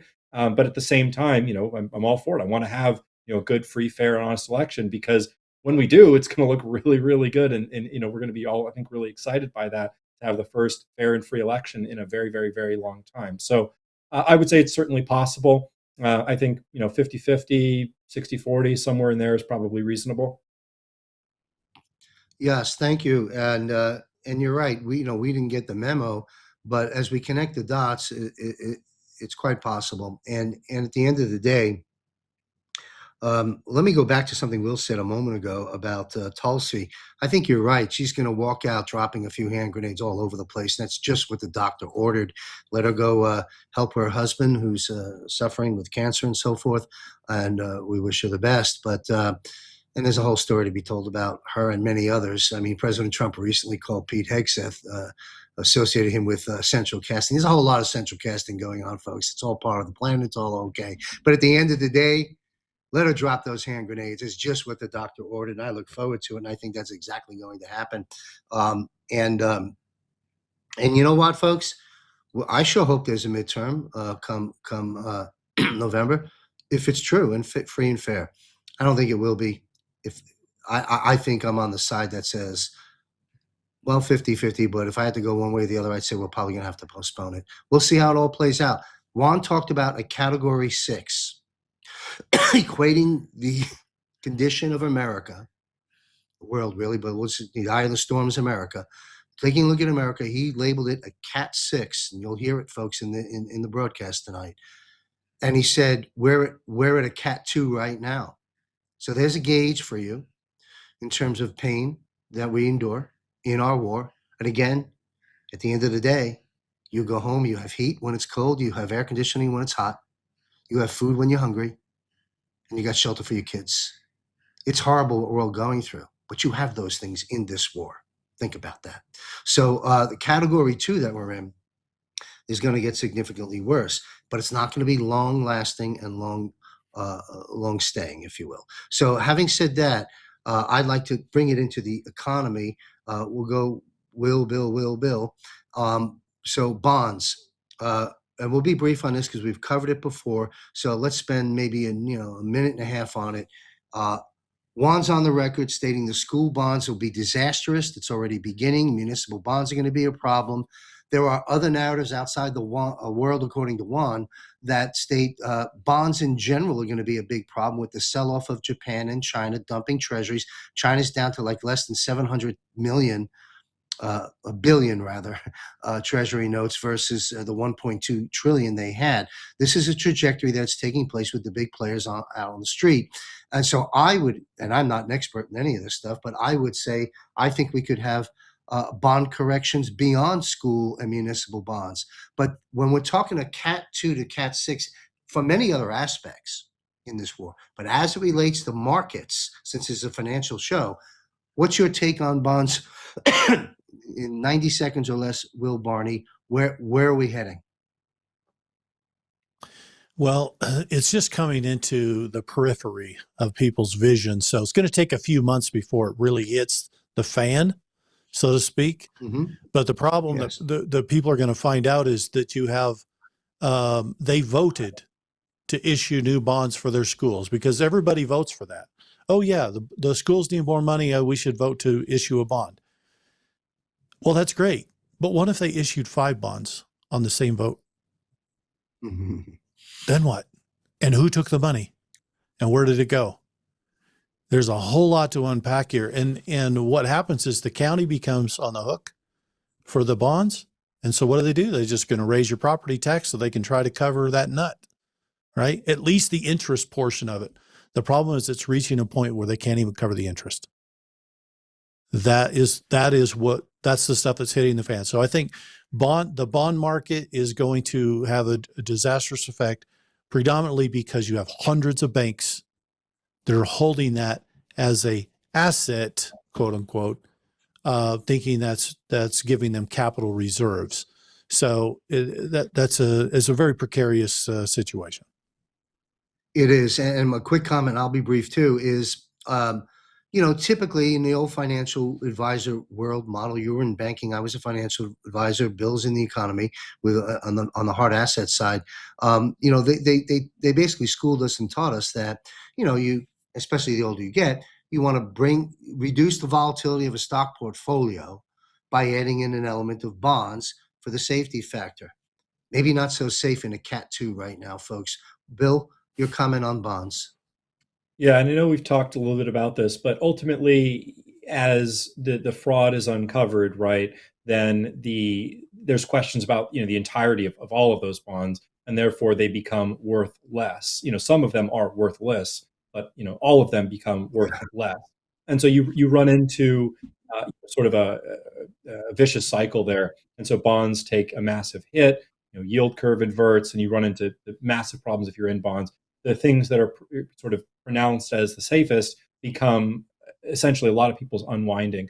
And this leads into, really a lot of other bigger problems. And Will Barney was alluding to this, which is that banks have this on record as collateral, as that which they build sort of the pyramid that they've levered money off of. So the problem, obviously, bonds are a big issue, but almost the bigger problem is what those bonds underscore and what they are the leverage for, the capital requirement for, and then sort of the pyramid that falls off of that. So I think it's two parts, obviously the bonds themselves being at risk, but then beyond that, everything that then hinges on those bonds collapsing on top of it. So it's a domino effect, certainly. Thank you, Bill.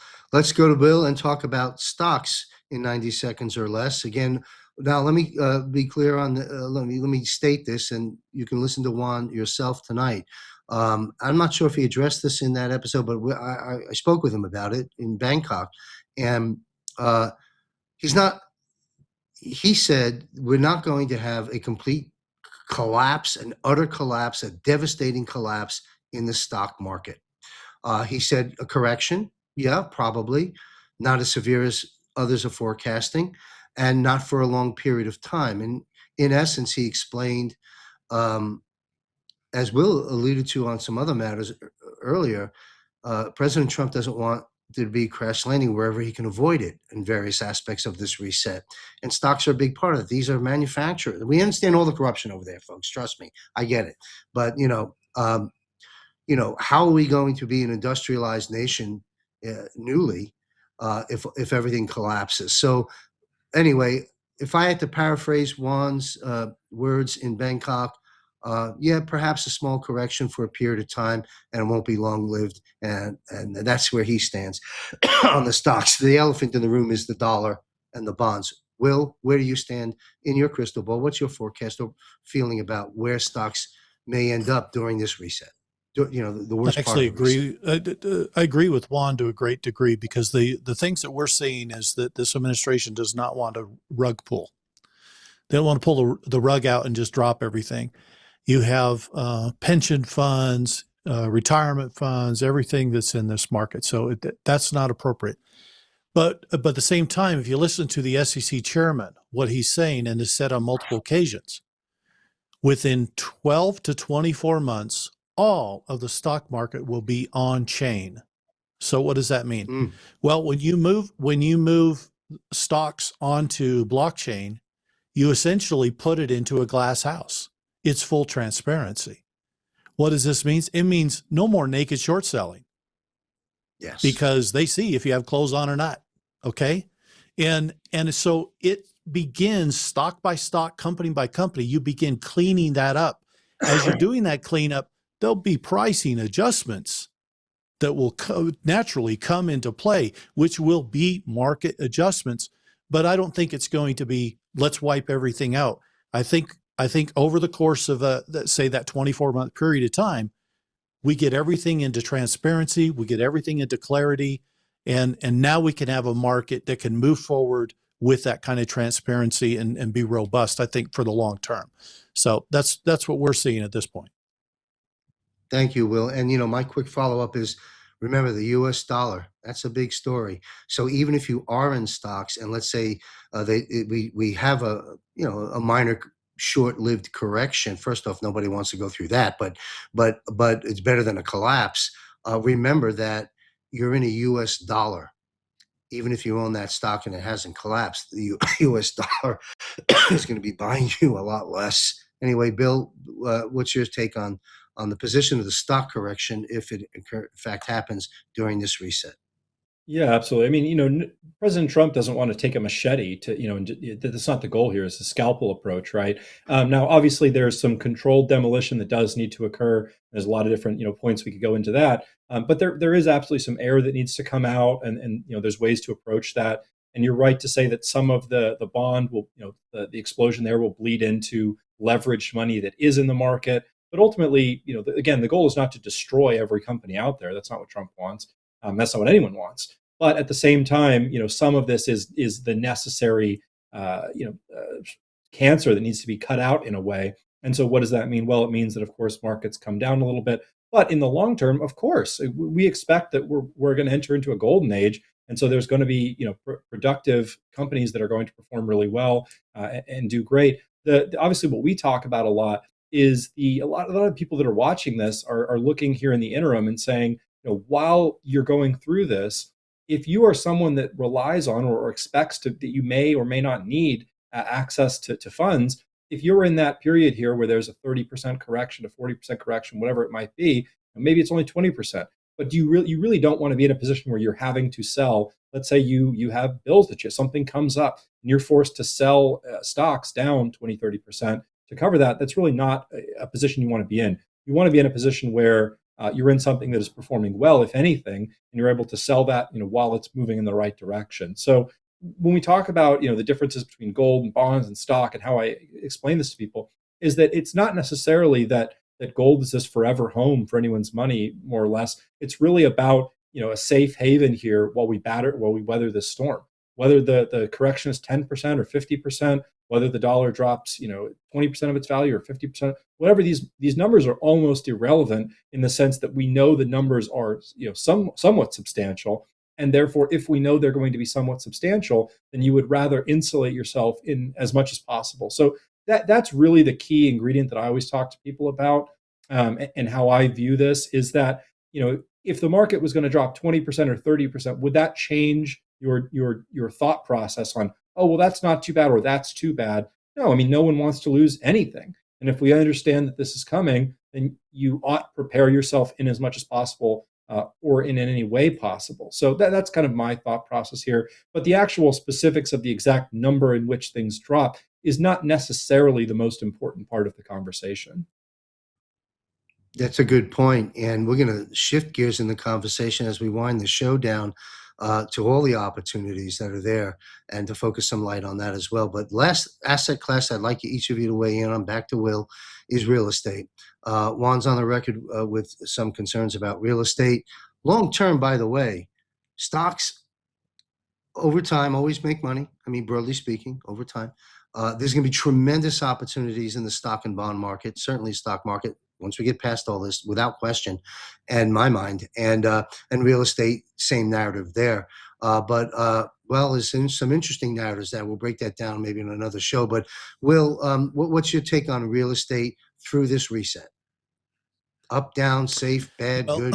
I think it's important to understand a little bit of history about what's happened over the last 3 to 5 years, because what we've had is this event and the difficulties in the markets are not lost on anybody. And what we've seen over the last I'll say 3.5 years particularly, is we saw a lot of Wall Street money get out of stocks and move into real estate. Well, when you throw billions of dollars in one direction into one sector of the economy, you disrupt that sector by creating anomalies that are not normal. They're artificial in nature. And that's exactly what happened. Is we saw real estate escalate 20, 30% in a year. And that wasn't typical of real estate. Real estate is your nice, solid, steady gainer, 1 to 2 to 3%, but not 30% a year. Yet many markets across America, we saw home prices going up by 30% in 1 year. It was unbelievable. Why? Because billions of dollars are being thrown into homes, and now you have big corporations that are competing with the home buyers, which is a family just trying to put a roof over their head. And they lose that battle every time because the corporation could just throw cash at it and it's a done deal. So this is problematic, okay?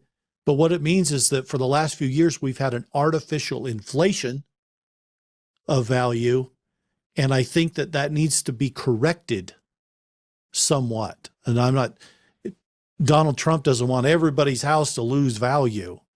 That isn't good for people. It's certainly not good for him politically, to everybody. But we need to stop this runaway train of they're just more and more and more expensive, because that's an unsustainability. So I think you're going to see the brakes put on with real estate. I think you're going to see some softening. It's already happening in many markets. I think you're going to see some correction. And certainly because of executive orders, all the corporate buyers are now out of the market.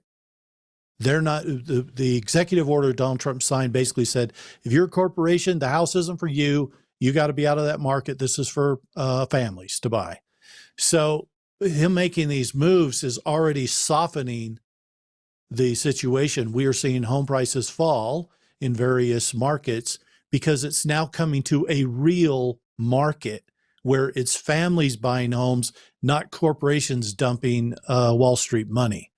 And so, yes, there will out of necessity come a correction. I'm not a fan of big, massive drops, though. It's the same thing with the stock market. I would rather not have, because it's too catastrophic.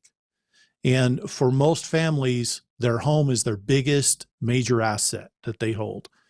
And that's going to be very hard for them if you see big major changes. So I'd rather see it soften and start to hold steady. Let's just have a 0.5% growth, not 30, and try to get some correction to this market that's been out of control. Hope that helps. It does help. Thank you very much, Will. I want to go to Bill and talk about gold and silver for a minute. This is very important. Again, folks, the episode with Juan launches in 45 minutes. Be sure to watch it. Certainly it'll be up there. You can watch it tomorrow. But Juan's on the record, and he in fact corrected me when I overstated something, misquoting him. And that's all good, because the information was great news.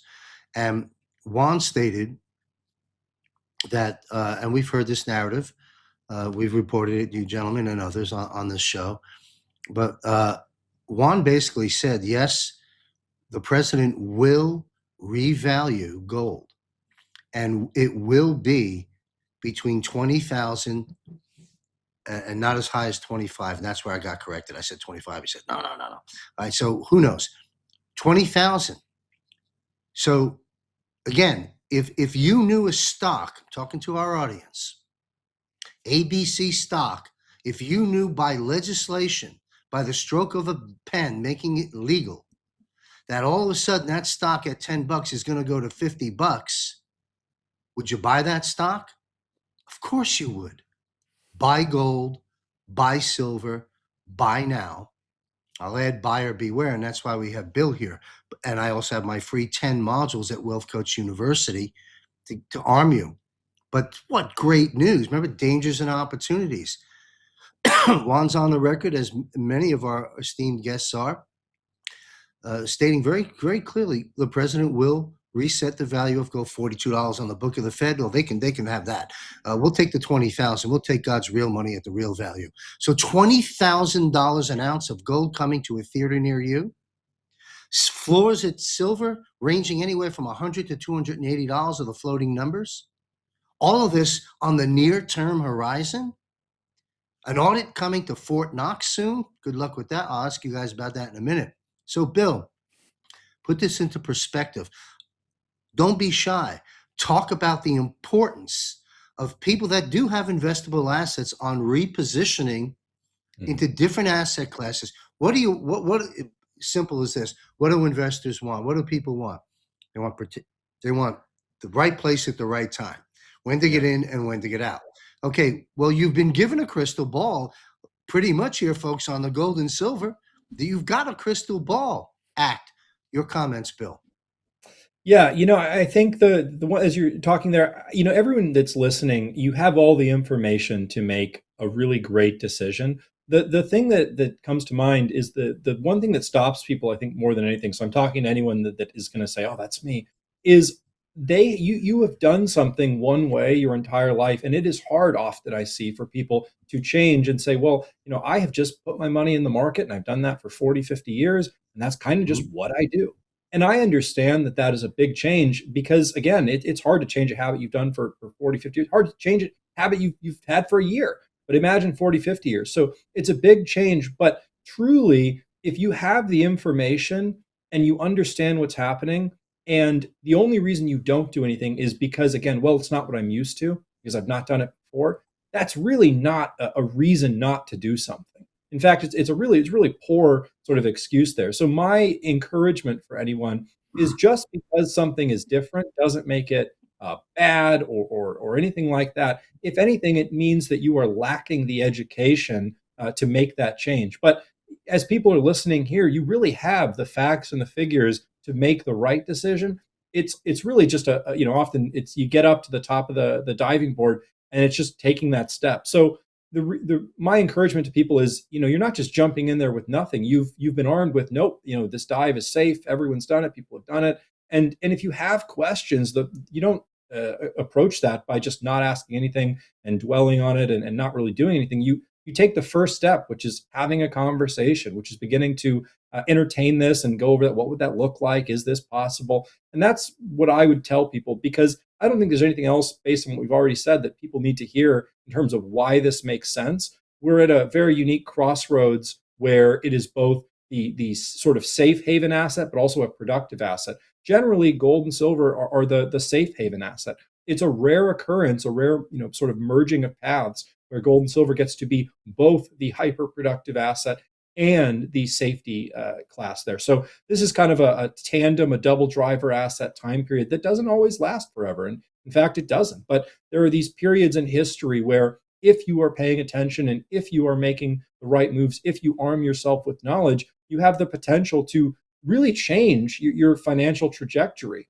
I imagine people that, when 2008 was occurring, a little before that, they were saying, it really doesn't make sense that my neighbor owns 5 houses and doesn't have a job. That doesn't really seem appropriate. So, maybe this is not a great economy to be in. And so they took steps. Maybe they got into metals, they got out of the system. And guess what? They benefited. They didn't, incur the losses that 2008 brought. They in fact produced very, very well in gold and silver. And then when everyone else was down 30, 40, 50%, they were maybe selling their gold and silver and going to the market. So my thought with people is that you don't have to ride this economy like a roller coaster, up and down and up and down and up and down. You can take proactive steps to go up at the right time and leave at the right time as well. So this is kind of just choosing and picking, and you have to be a good and thoughtful steward. I think that's my, as a Christian, that's really the implication I give people is, you probably, if you have investable assets, you've been blessed. You have something that not everyone has, and you've got, I would say, a job to do, which is protect that, to steward that. And so if you have investable assets, you really need to think critically about that. So well said. Thank you, Bill. We're going to wrap the show up in the next 3 to 5 minutes. I'd like to state this: a 40,000-foot view. Clearly, there are dangers. Cat 2 to a Cat 6 is not fun, and it's not just economic, but it will impact the economy. And there are direct problems with the economy, as everybody knows. And there are dangers here and lurking, and uncertainties, and a lot of it. And that leads to a lot of immobility for those that do have assets. What we're trying to do is jolt that a little bit, and steer you to information, education, so that you can make a decision that you're comfortable with and can sleep well at night. That's really what it comes down to. And you're not going to be in gold and silver forever. You're going to start paring that stuff down later. You're going to perhaps do ratio trades later, depending on how the numbers play out. But with everything we've reported, and Juan has reported, and others have reported, the opportunities within this world we're in of uncertainty and danger, well, there's some certainties and there's some tremendous opportunities. Get off the railroad track because the train is coming. And then when the train passes, get back on the track. I can't make it any simpler than that. I like to close this out. I had a lot of stuff I wanted to cover, but time is short. We're at 2-hour mark here. I'm going to close the show out to our audience with action items and resources to send you to. But before we do that, Will Barney, Fort Knox. Do you remember the movie, folks? Bruce Almighty, right, with Jim Carrey, and you know, he had all those Post-its all over the room. I guess he was answering God's prayers or whatever it was. All the yellow Post-its. Are we going to see a lot of yellow Post-its in the behind the vaults in Fort Knox that say "I owe you"? You know, 50 million times they took a little bar out of there. Are we going to see a whole lot of things that look like gold, but it's tungsten? Are we going to see some gold? Are we going to see nothing? Your crystal ball, Will Barney. They first brought this topic up over a year ago, right after President Trump came into office, and it was first brought up by Elon Musk. Hey, is there any gold in Fort Knox? And so this has been ongoing for some time. I'm pretty certain when they do the audit, everything will be there as it should be, as it's expected to be. But they've had some time now to get that done. I do think there's going to be an audit, but I think it's going to be appropriately done. And there's going to be assurance given that, yes, the country can back a printing of its own currency. It has the resources. And particularly when you take that kind of tonnage that they're talking about and you move to a price that Juan is suggesting, now you really can back. And I don't think this is just important for America. If the whole world is going to a gold back or an asset backed currency, they want that price to be higher because that means the gold they're holding now covers more ground in terms of the currency for their people. So I think that, yes, I think it will be there. And I think the coming changes will give everybody, I think, some confidence and assurance for the future. You know, I hadn't thought about that, Will. As you started opening up, I said, this is the first time I don't agree with Will Barney, and until I kept listening. So thank you for that. That narrative is quite possible, and if not probable. We'll wait. We'll wait and see. And I just want to inject to our audience, doesn't mean we don't have 650 airplanes filled of bullion gold. We've got it. Great sources that we've interviewed indicated it's well secured, perhaps Cheyenne Mountain and Reno. So we got it. It's just a matter of where it is. But I think your notion there, Will, is well founded. Bill, what's your take on there's Fort Knox? There's another bit of information. I'll keep this real short, but there has been people involved in the physical movement of metals that have reported that for the last year, particularly since Donald Trump's been in office, there have been anywhere from 1 to 2 tons of gold on commercial planes coming back from Europe out of the LBNA, coming back to America. And this has been ongoing all the time, okay, for a long time. So I think things are in a better shape than people realize, but they will find that out with the audit. Excellent. Thank you, Will. Bill Armour, gold, Fort Knox, where are you at? Yeah, so I think Will gave me a great, something to dovetail off there. So back when this was first announced, the idea of doing the Fort Knox audit, J.P. Morgan, they caught some investigative journalists caught several employees there that were just taking as much as they could take on commercial flights here and flying it back from LBMA to the U.S. And this was like immediately following that. So I tended to, at the beginning of that, believe that there was a tremendous amount missing, and that Trump making that very public, like, hey, we're going to audit this, was a productive way to say, I don't care how the gold gets back there, but whatever's there or is not there, that's not really relevant to me. What's relevant to me is that we get it back. So these public announcements of the last year, he said it initially, and then it's been kind of radio silence, and then he says it again. I think a lot of this was in response to the ex-CIA agent that had a bunch of gold bars that they found, and the obviously didn't belong to him. And so I think part of this is just the reminder to these different entities that have stolen from us, like, hey, we're still doing this. So if they start to get a lax, oh, well, we're going to get it back to you. We're still working on it. It's hard. Gold's expensive right now. It's like he puts that back out there to kind of put the iron on the fire and motivate them to say, you need to get this back there, because once we complete an audit, if there are metals missing, that's when it becomes very criminal. And obviously he goes after them. But I don't think he's as concerned. The best result is just we have the gold. It's not productive here to just throw people in jail and not have the gold. We'd rather have the metals back, and obviously that's the first priority here. So I think that that's part of what this is. And I tend to agree with Will Barney that this is an ongoing strategy to get the metals back. I don't know where we're at, how much we've reaccumulated versus how much we had initially lost. But I think that that's what's going on in the background there. So the end result is that we get the metals back. I just don't know where we're at with that. We have 80%, 90%, we have close to 100%. But I think that that's obviously what's being worked on. I think it's also why we haven't completed an audit yet, because otherwise it doesn't take that long. We could have accomplished this by now. So why haven't we? Because again, he's trying to give time for them to return the metals, and it's kind of a don't ask, don't tell situation. And that's his focus. Well said. Thank you. There's a reason, we all, well, certainly people my age, but perhaps a lot of folks have heard the expression over years when people say, man, that's as good as gold. There's a reason they say that. And that's why this is all being repatriated back.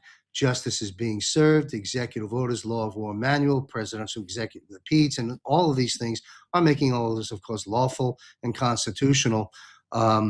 And go back to full circle in my monologue that while the mechanics are being played out by the white hats, by the White House, and by all of us, this is God ordained. This is a spiritual battle, and gold and silver is God's money. It would only make all the sense in the world to repatriate it, take it from the stolen hands, and put it to use for the people. And that's exactly what we are doing.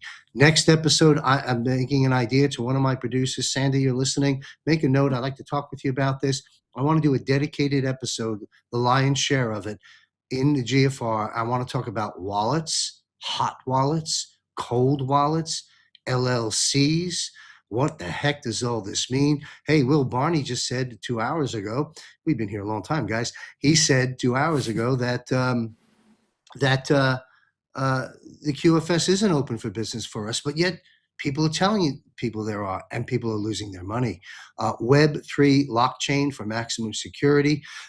What do all these things mean and more? We're going to talk about that I may have an extended panel, 4 of us, to break down that world. Also, I want to touch on other things I didn't get to in this episode. We'll talk about next week, the 6 million children signed up for the Trump accounts. We're going to talk about, I'm going to summarize robotics, AI, universal income, and wealth repatriation. Folks, there's more good news than bad news. All right, there certainly is, but no pain, no gain. We are almost there. I want to thank Will Barney and Bill Armour for being here. Their websites and names have been up on the screen the entire time. Give Bill a call for a free consult and get out of the system for now.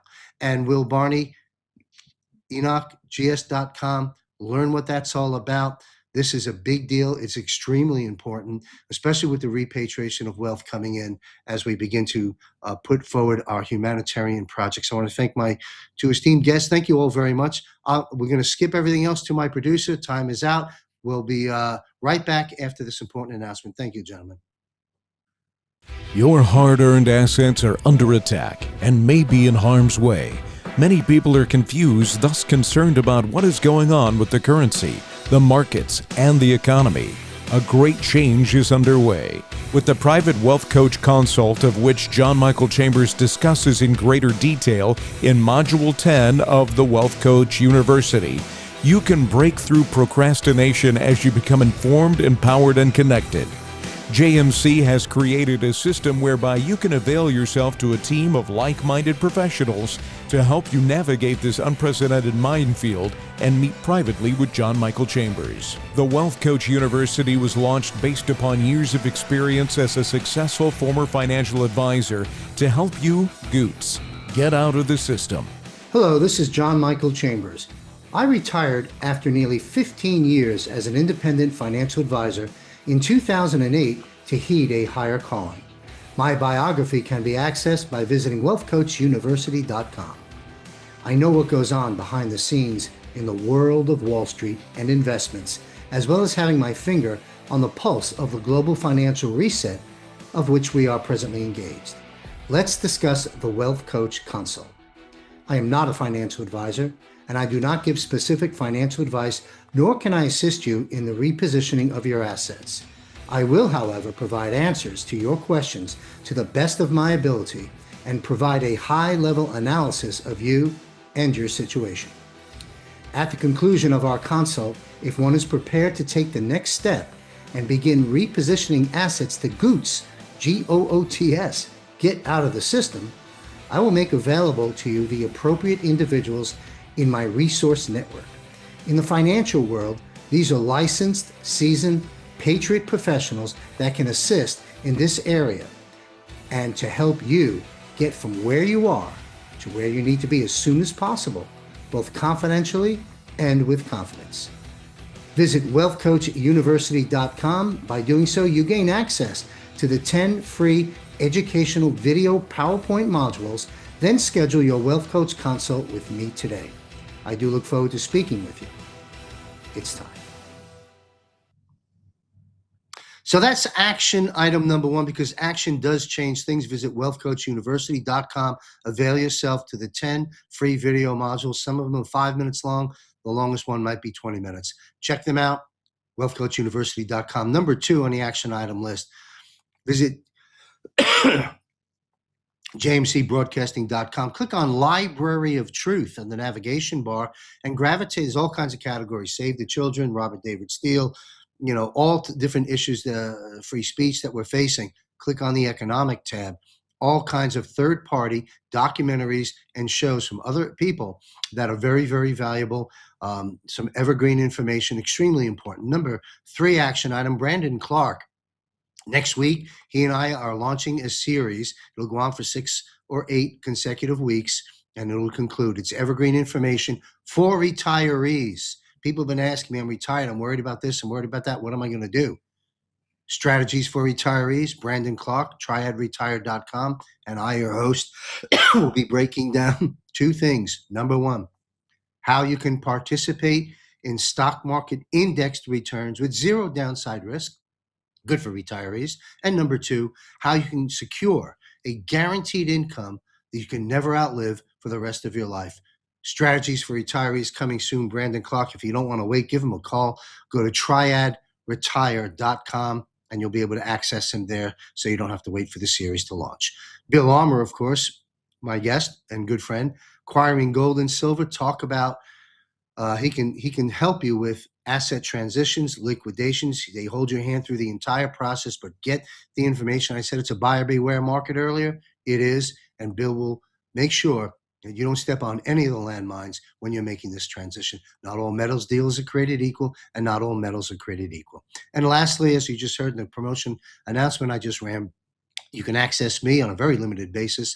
Wealth Coach Consult. Visit wealthcoachuniversity.com. There's a mechanism with which to secure time with me, private, on Zoom. I enjoy when I meet with folks. Some of you are listening right now, I know. I won't mention any names, but it's great to meet you all and talk with you and calm your nerves and provide resources and a resource network for you to get out of the system for this period of time. All right, next week, Rob Cunningham is in the house. Rob Cunningham, Global Financial Reset. Come join us next week and sign up for free. Our free subscription, jmcbroadcasting.com, or consider our premium portal for just $9.99 a month with all kinds of benefits there, including our Patriot Q&A hour. And again, this month, Mike King will join me for 1 hour to answer your questions. That's a wrap, 2-hour plus show. I want to thank you all for being here. I've mentioned it, plugged it a lot of times, and for good reason. Coming up in 20 minutes, 10 p.m. Eastern, Wednesday night, USA. We're publishing the special broadcast sit-down I did with Juan O Savin. I met with him in Bangkok I came back to Chiang Mai, where I reside. And when I returned, I realized so much information the public needs. While some of it that Juan shared with me privately, I cannot release just yet. I'm going to get a clearance from him on one item that'll blow your mind. And once I get that clearance, I'm going to make it a fireside chat with me and share it with you. But please do watch the episode, special broadcast with Juan O Savin in 20 minutes from now. And it'll be up there tomorrow and forever for you to look at it. Anyway, thank you all very much. Those that are freaked out, for lack of a better word, calm down. Don't worry about what you can't control. Take control of what you can control and trust God's plan. It's unfolding and it is glorious. Stay safe, everyone, and may God be with you. The controlled demolition of the current financial